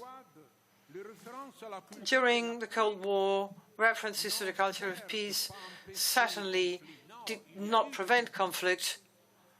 There were conflicts. Yet those references represented a limit and an alternative, the memory of horror. From that horror flowed the moral and political imperative not to overstep certain boundaries, and ultimately the imperative to make peace. The memory of war has now lost its value, its weight, and the hope for peace has weakened. We have seen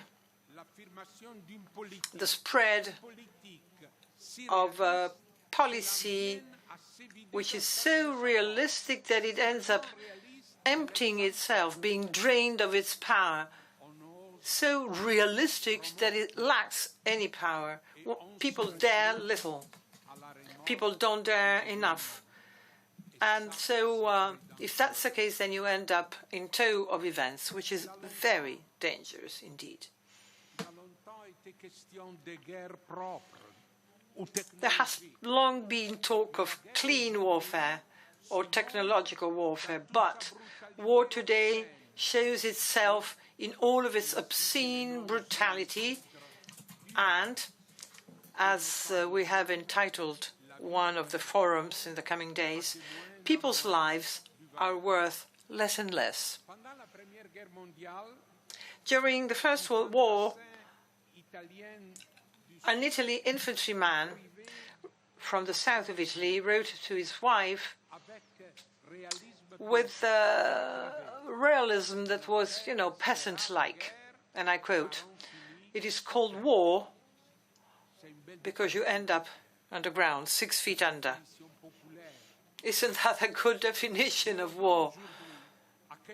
It's so truthful.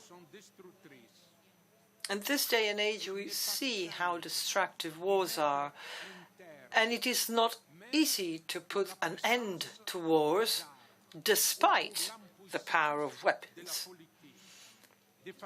Despite the helplessness of politicians, in today's context, wars are becoming eternal, perpetual. Religions have histories of involvement in war, even to the point of making war holy, sacred. Sometimes it has gone so far as to proclaim war, declare war in the name of God, which we all consider blasphemy, don't we? If religious communities are made up of men and women who experience the fatal attractions of the times in which they live, well, nevertheless, they know that there is something beyond them, and that from the depths of religious traditions there springs the decisive message of peace. The foundation of peace is written in the great religious traditions. The very name of God is peace. Assuredly, religions do not have a monopoly on peace. Peace cannot be anyone's monopoly, because in that case it wouldn't be peace. When women and men of different religions meet, even in diversity, different theologies, different rituals, different ways of praying. However, when women and men of different religions meet, harmony is created. And this is a story that comes from afar, from very far away. But I will only dwell on the last or latest aspect of this story. In October 1986, John Paul II invited religious leaders to Assisi, the city of St. Francis, so that they might pray together for peace. The Holy Father was persuaded, in the midst of the Cold War, that religions were a weak and humble force for peace, and that they should be together so as not to be swept away by the warlike passions of the world. So, in concluding his speech at Assisi,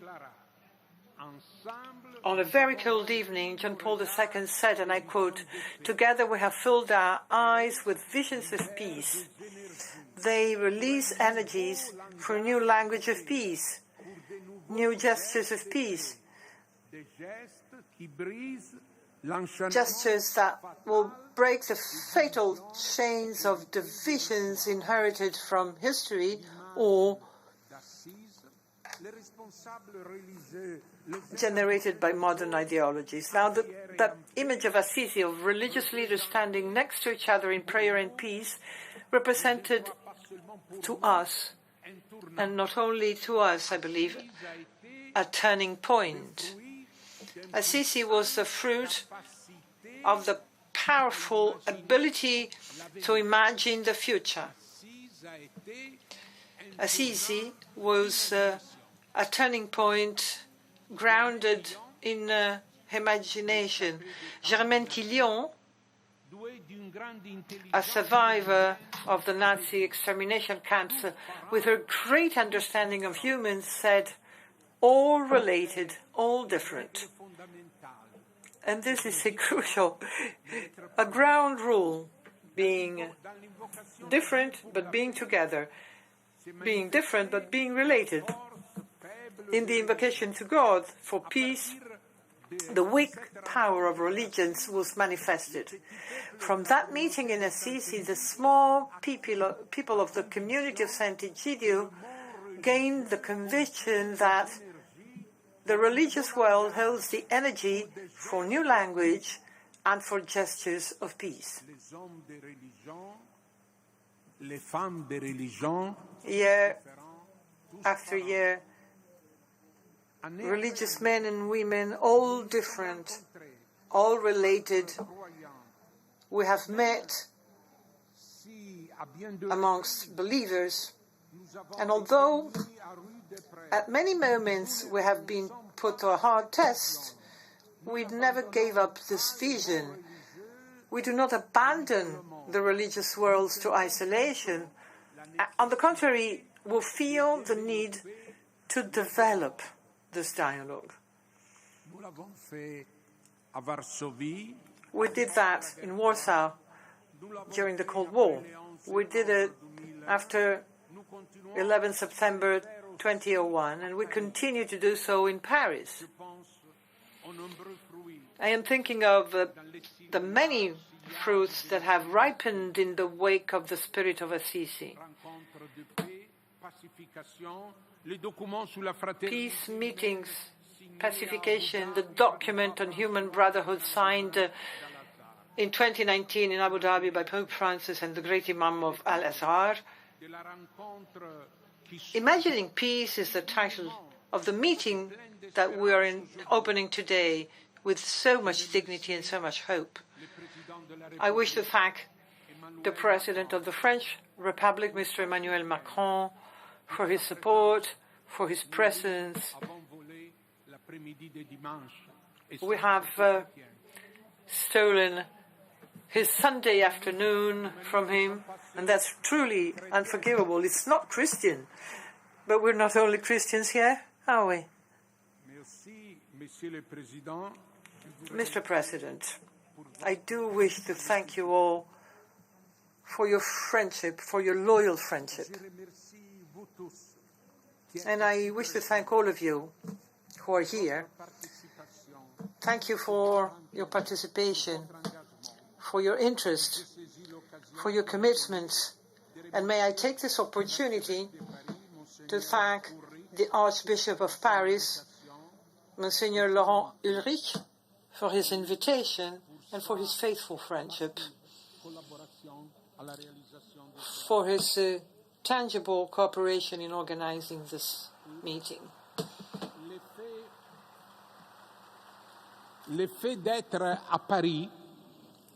Being in Paris, Madame Mayor, dear Anne Hidalgo, being in Paris, in my view, has an evocative power. Assuredly, I am not going to offer an apology for universalism, for French universalism, and yet I have to acknowledge that in this city and in France there dwells a feeling of the world, a sense of the world, as Jean-François Colosimo wrote. And this is the feeling that we are experiencing here in Paris today. Paris has hosted the 33rd Olympic and Paralympic Games, watched by billions of people throughout the world. Sports, competition, oblige one to vie with others, and this leads to interdependence. Michel de Certeau used to say, never without the other. Well, this awareness has involved millions of people in an evocative image, the Olympic Games, together on a global horizon, without ever denying differences, without denying antagonism, competition, struggle, passion for national identities, but at the same time, together with a unified vision of the world and with a sense of a common destiny. Assuredly, President Macron had called for an Olympic truce. That proposal, in my view, represented an opportunity, but it was rejected.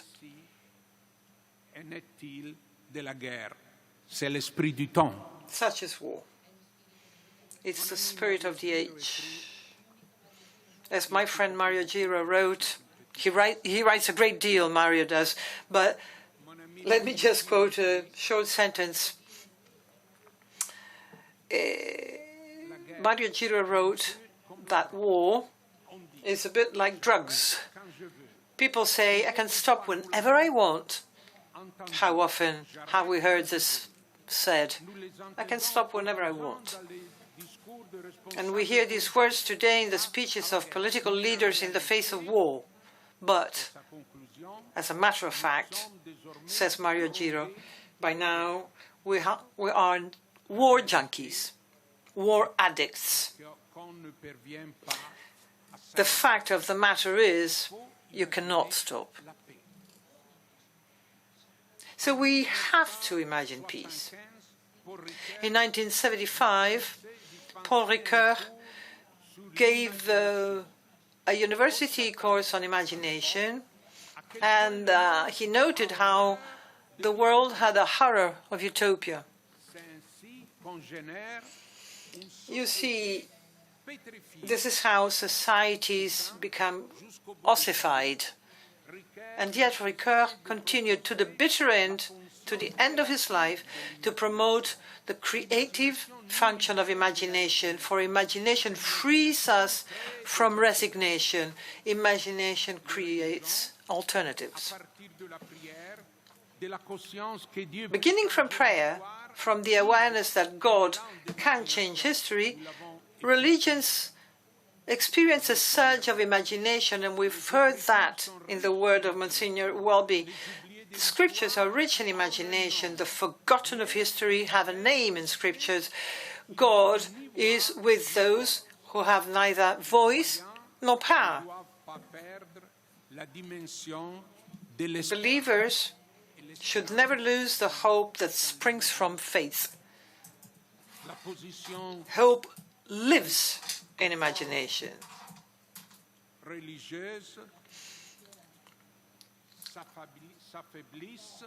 The strong positions of religions are weakened if they align themselves with warlike behaviors. Religions should resist. A great teacher, Rabbi Jonathan Sacks of England, said that in a time of division, religions must rediscover the sense of common destiny. And this requires dialogue.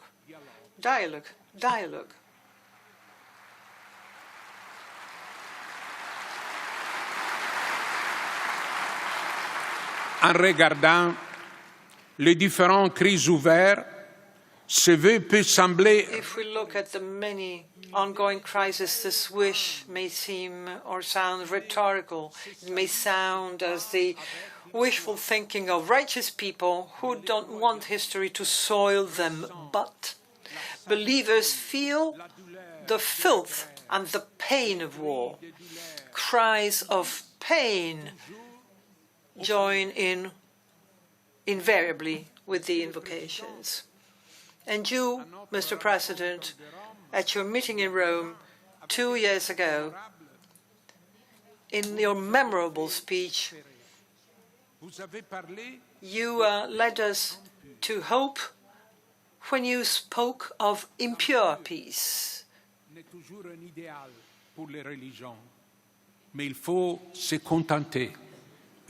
This is not an ideal for religions, and yet we should settle for an impure peace. Impure peace is peace. We should regain our ability to imagine in the face of frozen situations. Nelson Mandela, who fought his battles as a partisan of humiliated people, and he was truly a partisan, Mandela was able to create a policy of peace, and he said, and I quote, "Peace is not a dream. It can become reality, but to cherish it, one must be able to dream." So indeed, we must transcend our ossified thoughts. By their own tradition, by the pain of men, religions are called to a great endeavor.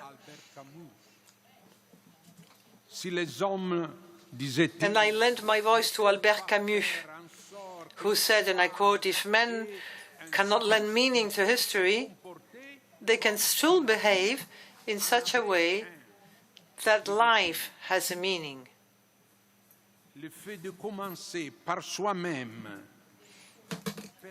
So no one can ever take away from us that call to start from oneself. Yes, we need to change men and women because today the world needs persons who do not feel hatred. The world needs persons who can see far ahead. So starting from oneself could become a river, a big river that sweeps everything away. Mr. Chief Rabbi, please allow me to conclude by quoting the book of Esther in the Greek version. Of course, I'm going beyond my realm of competence, but this book of Esther, in the book, Esther is shocked with horror in the face of the evil that threatens her people. And she says, in recalling the cry, "And the whole righteous nation was troubled, and they feared their own ruin. They were prepared to perish and cried out to God, but from their cry, as it were from a little fountain, was made a great flood." Our cry is the cry of each and every one of us. This cry may indeed generate the abundant waters mentioned in the book of Esther. I want to thank you all very much indeed for your attention.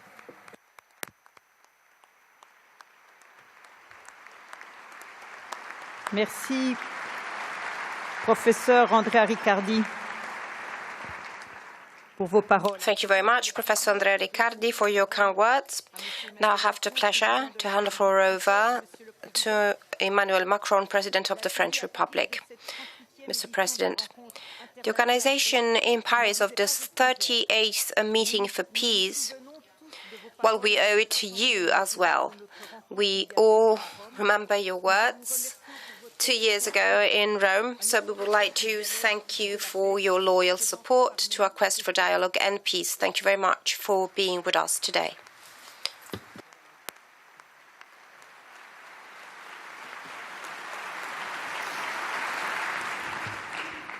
Mesdames et messieurs, en vos grades et qualités.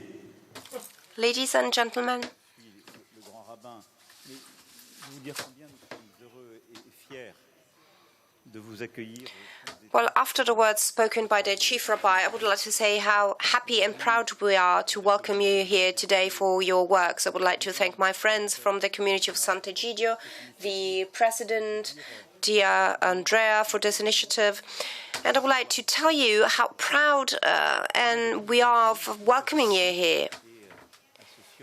You come from many different continents, you belong to different religions, there are many young people. Thank you truly. Dear Andrea, well, I thought you were my friend. So asking me to come here to draw the conclusions of such a distinguished panel is more than a challenge, because you said everything, basically, or at least you said the most important things. However, this is a unique opportunity you're giving me, a unique opportunity in the life of a modern leader, because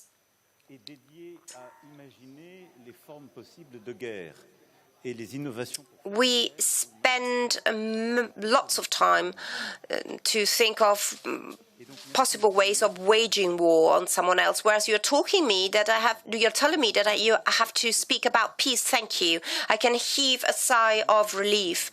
I hope I'm up to this challenge, but thank you, truly.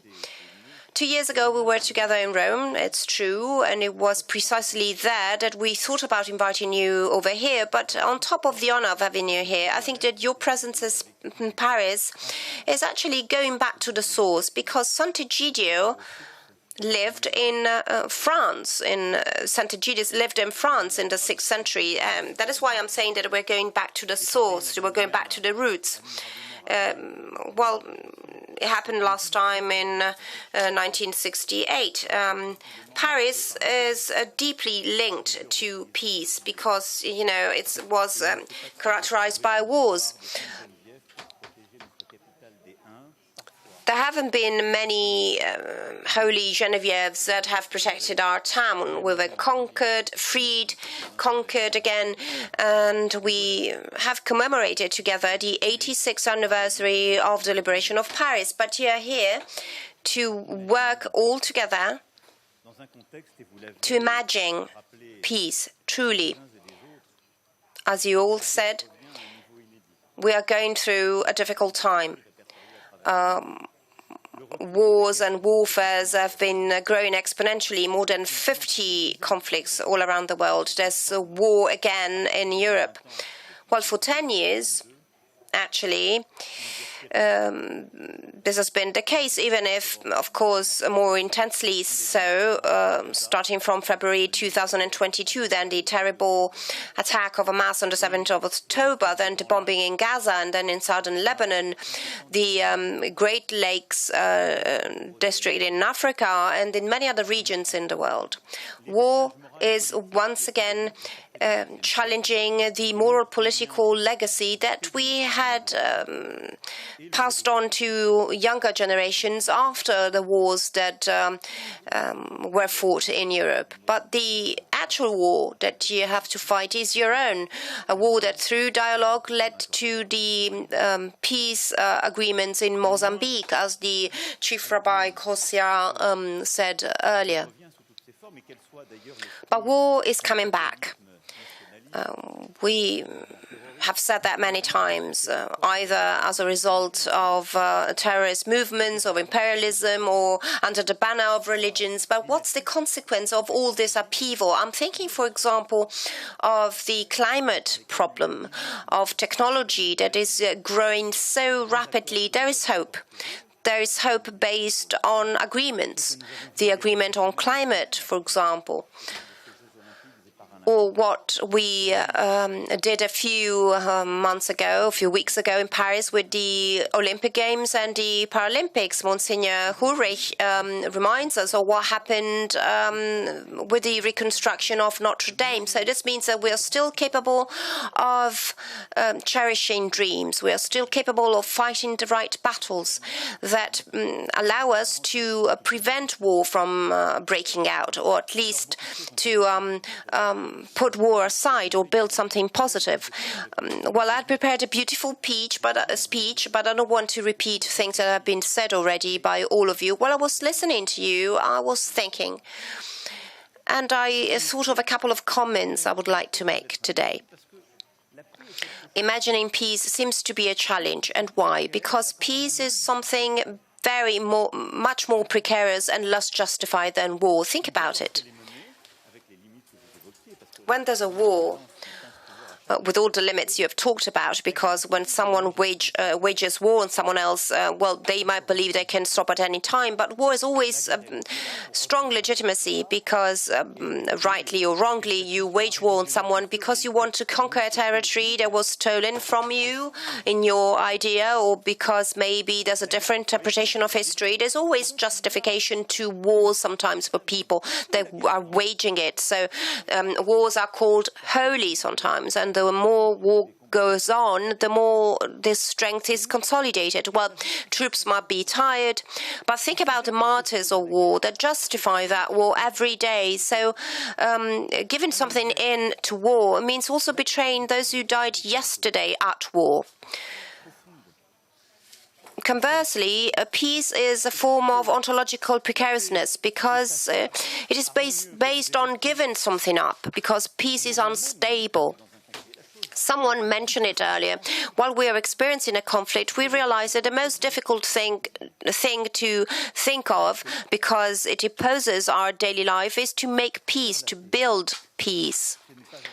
Making peace means not to honor all those who died for the cause that led to war. Making peace means giving up something that justified the outbreak of that war. 2 years ago, people were talking about impure peace, because it's always based on compromise. But peace is always infinitely more fragile, especially when war comes back again. And it's even more true in today's world, because this world at the end of the day, is based on a tyranny of negative emotions. I often thought about this over the past few years. While I work my job, I realize that this is more and more true, because we live in a world where the ability to have a dialogue or to build peace or to build something useful is threatened, is being challenged, because our planet, all of us, we are living in a space, we're living in a public space where the hierarchy of things has changed. That's the digital world that is actually ruling us. Emotions, negative emotions are way stronger than positive ones. And we think about this order of things. As this order of things is gaining ground all around the world, the most powerful thing is the negative emotion. Think about these social networks. Social networks is actually war, hatred that is plain the lion's share on social media, and it's unthinkable to think of peace, because every day of war a negative image is generated and justifies its survival.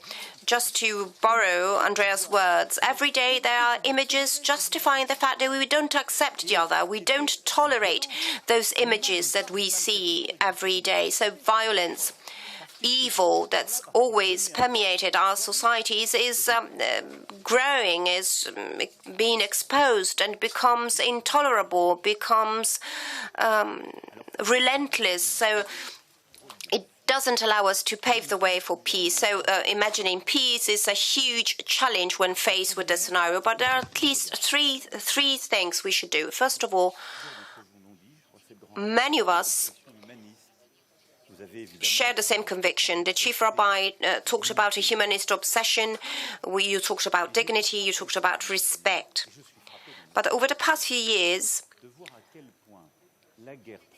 I was really impressed by seeing that in societies, war is rooted in the lack of humanity, a sort of dehumanization. And this is what is fueling it. In our societies, there's an ability that is based on this destruction, that is based on these negative emotions, is based on ignorance, is based on separations, on rifts that are grown, the dehumanization of the other, of the enemy. A few days after the terrorist attack of the 7th of October, well, the bombing was already going on in Gaza. I met a few people from UNRWA who already lost a few colleagues, and I asked them, how could we get to this point? Some of their soldiers had already worked in Gaza some 15 to 20 years ago, and they were telling me that they would go back to Gaza quite often. And after the bombing, they told me, well, what really struck us is that 20 years ago in Gaza, there was not even one Palestinian family that was not speaking Hebrew. And in the adjacent colonies, there were no families not speaking Arabic. They knew each other. They understood each other. They were speaking each other's languages. And apart from rivalries and hatred, it was there sometimes, they knew each other. They respected each other. And they knew each other's culture. There was that gaze towards the other. And many of these UN soldiers told us, when we travel there, when we go there, we see that those people actually don't know each other anymore. Gaza is one of the youngest territories in all these regions, and all these children don't even speak the language of their siblings, of their neighboring siblings. And they have become strangers, enemies. They've become animals. It is a process of dehumanization that has been triggered, and it is the same process that we see in our societies when you basically put a label on certain people just because they are Jews. So everything is trivialized, everything is shattered, and this war, atrocious war that is unbearable, well, it's them who are the culprits. So you don't look at people's faces any longer. As the Monsignor said earlier, talking about the young people demonstrating in the streets, well, they're not considered to be human beings, but just as Jews. You don't see humanity in them. So the first duty that we have to fulfill to truly think about peace is to rehumanize. We have to get to know each other again. We have to have the patience to listen to each other, to learn each other's languages. And this journey is vital. And everywhere we see the embryos of this dehumanization. And precisely there's the risk of a war breaking out. The religions you represent here play a key role in this regard. For France, it is an honor to help you, especially in the Middle East, especially when we can save a school, we can protect a class of children that go to school, we can rescue a bit of this journey. We need to rehumanize our gaze. Secondly, living together and the recognition of the other. When you wage war on someone, you want to destroy the other because it's unbearable to us. Other in our own backyard, in a place that I consider to be my own and that was stolen from me. Well, today's technology could offer simpler solutions, according to many. Some people might argue, well, don't waste time. We would simply move to another planet. We would move to Mars. Some people truly believe this. And it's incredible to see that in certain philosophical movements, certain entrepreneurs whose name we know very well are willing to go live on Mars, and it tells us a lot. Let's put wars aside. Let's forget about wars. Let's forget about a place to live together. Let's find another space to go live. And we can't even build space in such a small place like the Gaza Strip. How could we ever think about building peace in a bigger space? Well, it's impossible, of course, to think of another planet. Another solution is to annihilate the enemy. When you wage war on someone, you want to annihilate them. You want to destroy them once and for all. And this, of course, leads to a collapse of morality and also fatigue. I've seen many leaders telling me, like Mario was saying, well, I can put an end to this war whenever I want, whereas they're still fighting. Well, peace is possible only when both parties at war realize that they will have to find a way of living together and of recognizing each other. And this means that in a given space, with everything that living together implies, we have to recognize the right to live of those who yesterday were my enemies, their possibility of being, of existing. So we will have to learn any way to live on the same planet. And this is the key to interpret the Middle East. All those who make us believe that the solution is to destroy the enemy will actually cause perpetual war. Peace is possible only by living together. And this is the trickiest thing at a time of war. Do not think about living together. So recognizing the right to live at peace, recognize the right to exist. And this is true anywhere a war is being fought. So there's the need to recognize the other because we need to live together. We need to coexist. This is essential to start thinking about imagining peace in the first place. Thinking about the order of things I was referring to earlier, since there's always a negative emotion, the ability to imagine things, also tolerate the imbalance is the most difficult thing. The most difficult thing is to live by the side of my enemy. But the simplest solution is not that of destroying the other. We must think about building coexistence or building this living together. So we need to accept the face of the other. The existence, the place of the other is essential And I will come to the third and last comment I would like to make. Imagination is essential. 2 years ago, we launched a cry for peace. Today, you invite us to imagine peace. It is way more difficult. I would like to talk about this verb that you have chosen, to imagine. To imagine, it doesn't mean to replicate something. You mentioned Paul Ricoeur earlier, a text he wrote in Chicago in difficult years. He organized a very long course on imagination. So one of the distinctive features of that course on imagination, he was speaking English, of course, is the difference between picture and fiction. So imagination is on the side of fiction. So an image you make up. So the ability to have this sort of dynamic, poetic and practical mediation. This is what Ricoeur tells us. Whereas the picture is the image, is a copy, is something replicating something else, something that has already been there. So there's a constant reference to it. What I mean by this is that imagination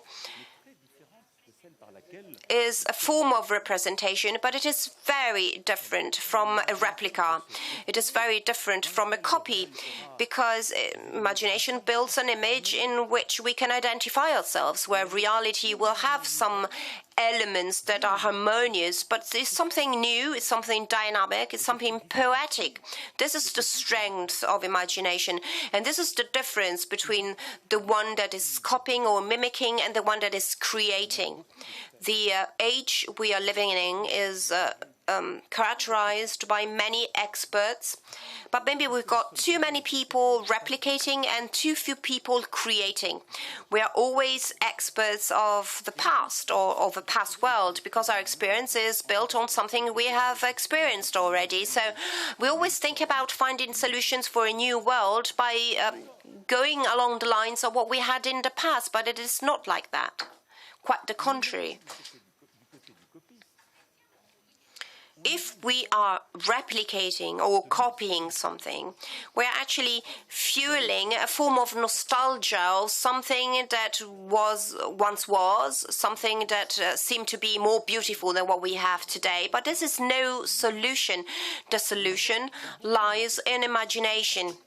And this is what we see in many societies, in many of our societies that are surrounded by this climate of war. That's a sort of nostalgic response that is based on identity. We hear a lot about identity. We've got an identity made of history, an identity that is variable, but identity, the obsession for identity, is also linked to the replica of something. So the stranger comes with their traditions to eradicate my traditions. So I will respond to this attack with an attitude of mistrust towards a person that is replicating something that once was. And I will expose my roots, whereas the idea of a person that creates lies in the fact that this person has a dynamic will. The person who creates has a dynamic, poetic and practical mediation, to borrow Ricoeur's words, that leads me to say I will think of something new. Of course, I will still be rooted in tradition. I will respect what I know, but I will think of something new. Hence, imagination is essential for peace. There can't be such a thing as a nostalgia for peace, because peace, by definition, when you overcome a war that did not exist anymore, can be born only of something that is unprecedented. So we need the ability to find a compromise, to find new solutions, the ability to take that extra step, to cover that extra mile. So imagining peace means to put yourselves in the shoes of the imagined peace, not a nostalgic peace. So on the side of will, on the side of the taste for a future, not a nostalgia for the past, because it's true that our wars are nourished by nostalgia of the past, but not the peace. So imagining peace would mean to build new forms, territorial, organizational, conceptual, ethical forms, as you said, Secretary, talking about innovation, without which we wouldn't be able to put a stopper on wars. That is why, and I will conclude by this, today we have a tremendous need for imagination, because at the end of the day, our continent, after the bloodiest and most ruthless war it has gone through, and after the moral collapse that followed the Holocaust and the worst civil war in Europe, knew how to imagine peace. We knew how to imagine Europe, something unprecedented, a political, non-hegemonic form of government that cherishes peace, prosperity, at a time where France and Germany, until not long prior, were actually waging war on each other. Think about coal, and we were great at doing that. People were calling us crazy, saying that we would have never made it. The most careful were saying, what are you doing? The most educated were saying, you are fools. Well, we needed people that had this vision, that were able to imagine the European peace, and we need to fuel this imagination, and we have to imagine the peace of tomorrow in a new way. A peace, and Monsignor, I apologize, I hope you are not going to take offense at this, but I'm thinking about imagining a peace that, beyond the channel, there might be a reconciliation with the Balkans, for example, reality in a geographical form that is not NATO, that is not the European Union. Yes, we are going on with the idea of a European political community, or anyway, a new form of Europe. We must think again of our relations with Russia if we want peace in Europe. And likewise, we have to build a new international order. And this is the biggest challenge of our time. Because what we are experiencing is an incomplete and unjust system. Incomplete because it was designed at the end of World War II. And so it actually had no concerns that arose later on in time.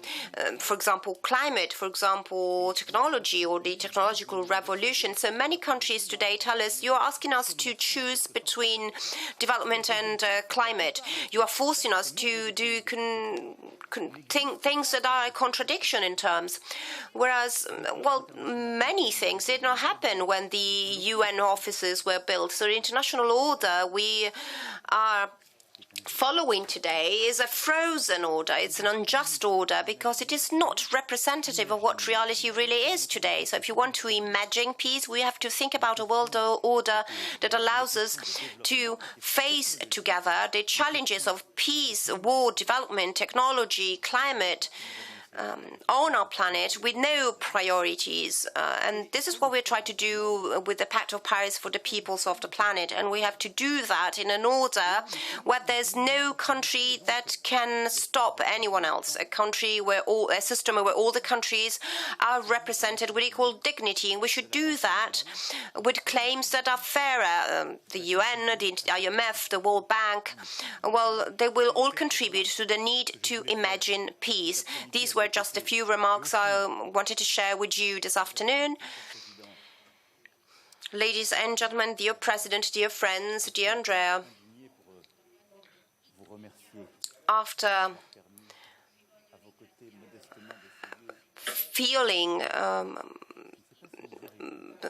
really upset at first, well, I would like to thank you for allowing me to imagine peace, and I hope we will make it. I'm confident, because our debt towards those who allow us to be here today in peace is the debt that we have to pay back to our youths, to all of you, to you, Lina, who have experienced war, and we have to be craftsmen of peace. We have to be makers of peace.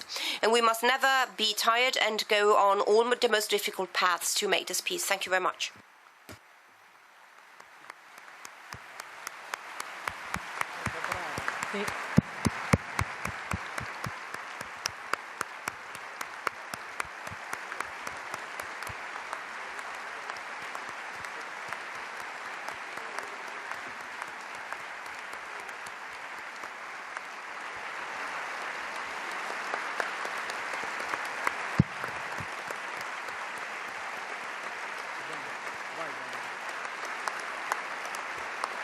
Merci. Merci, Monsieur le Président, pour votre... Thank you, Mr. President, for this wonderful lecture about peace. Thank you all very much indeed. Thank you, dear panelists who have helped us throughout this opening ceremony to take the first steps along the path of listening. This path is going to take us from a forum to the next until Tuesday night. To all of you, thank you very much indeed, and I wish you all a very fruitful working session. Thank you.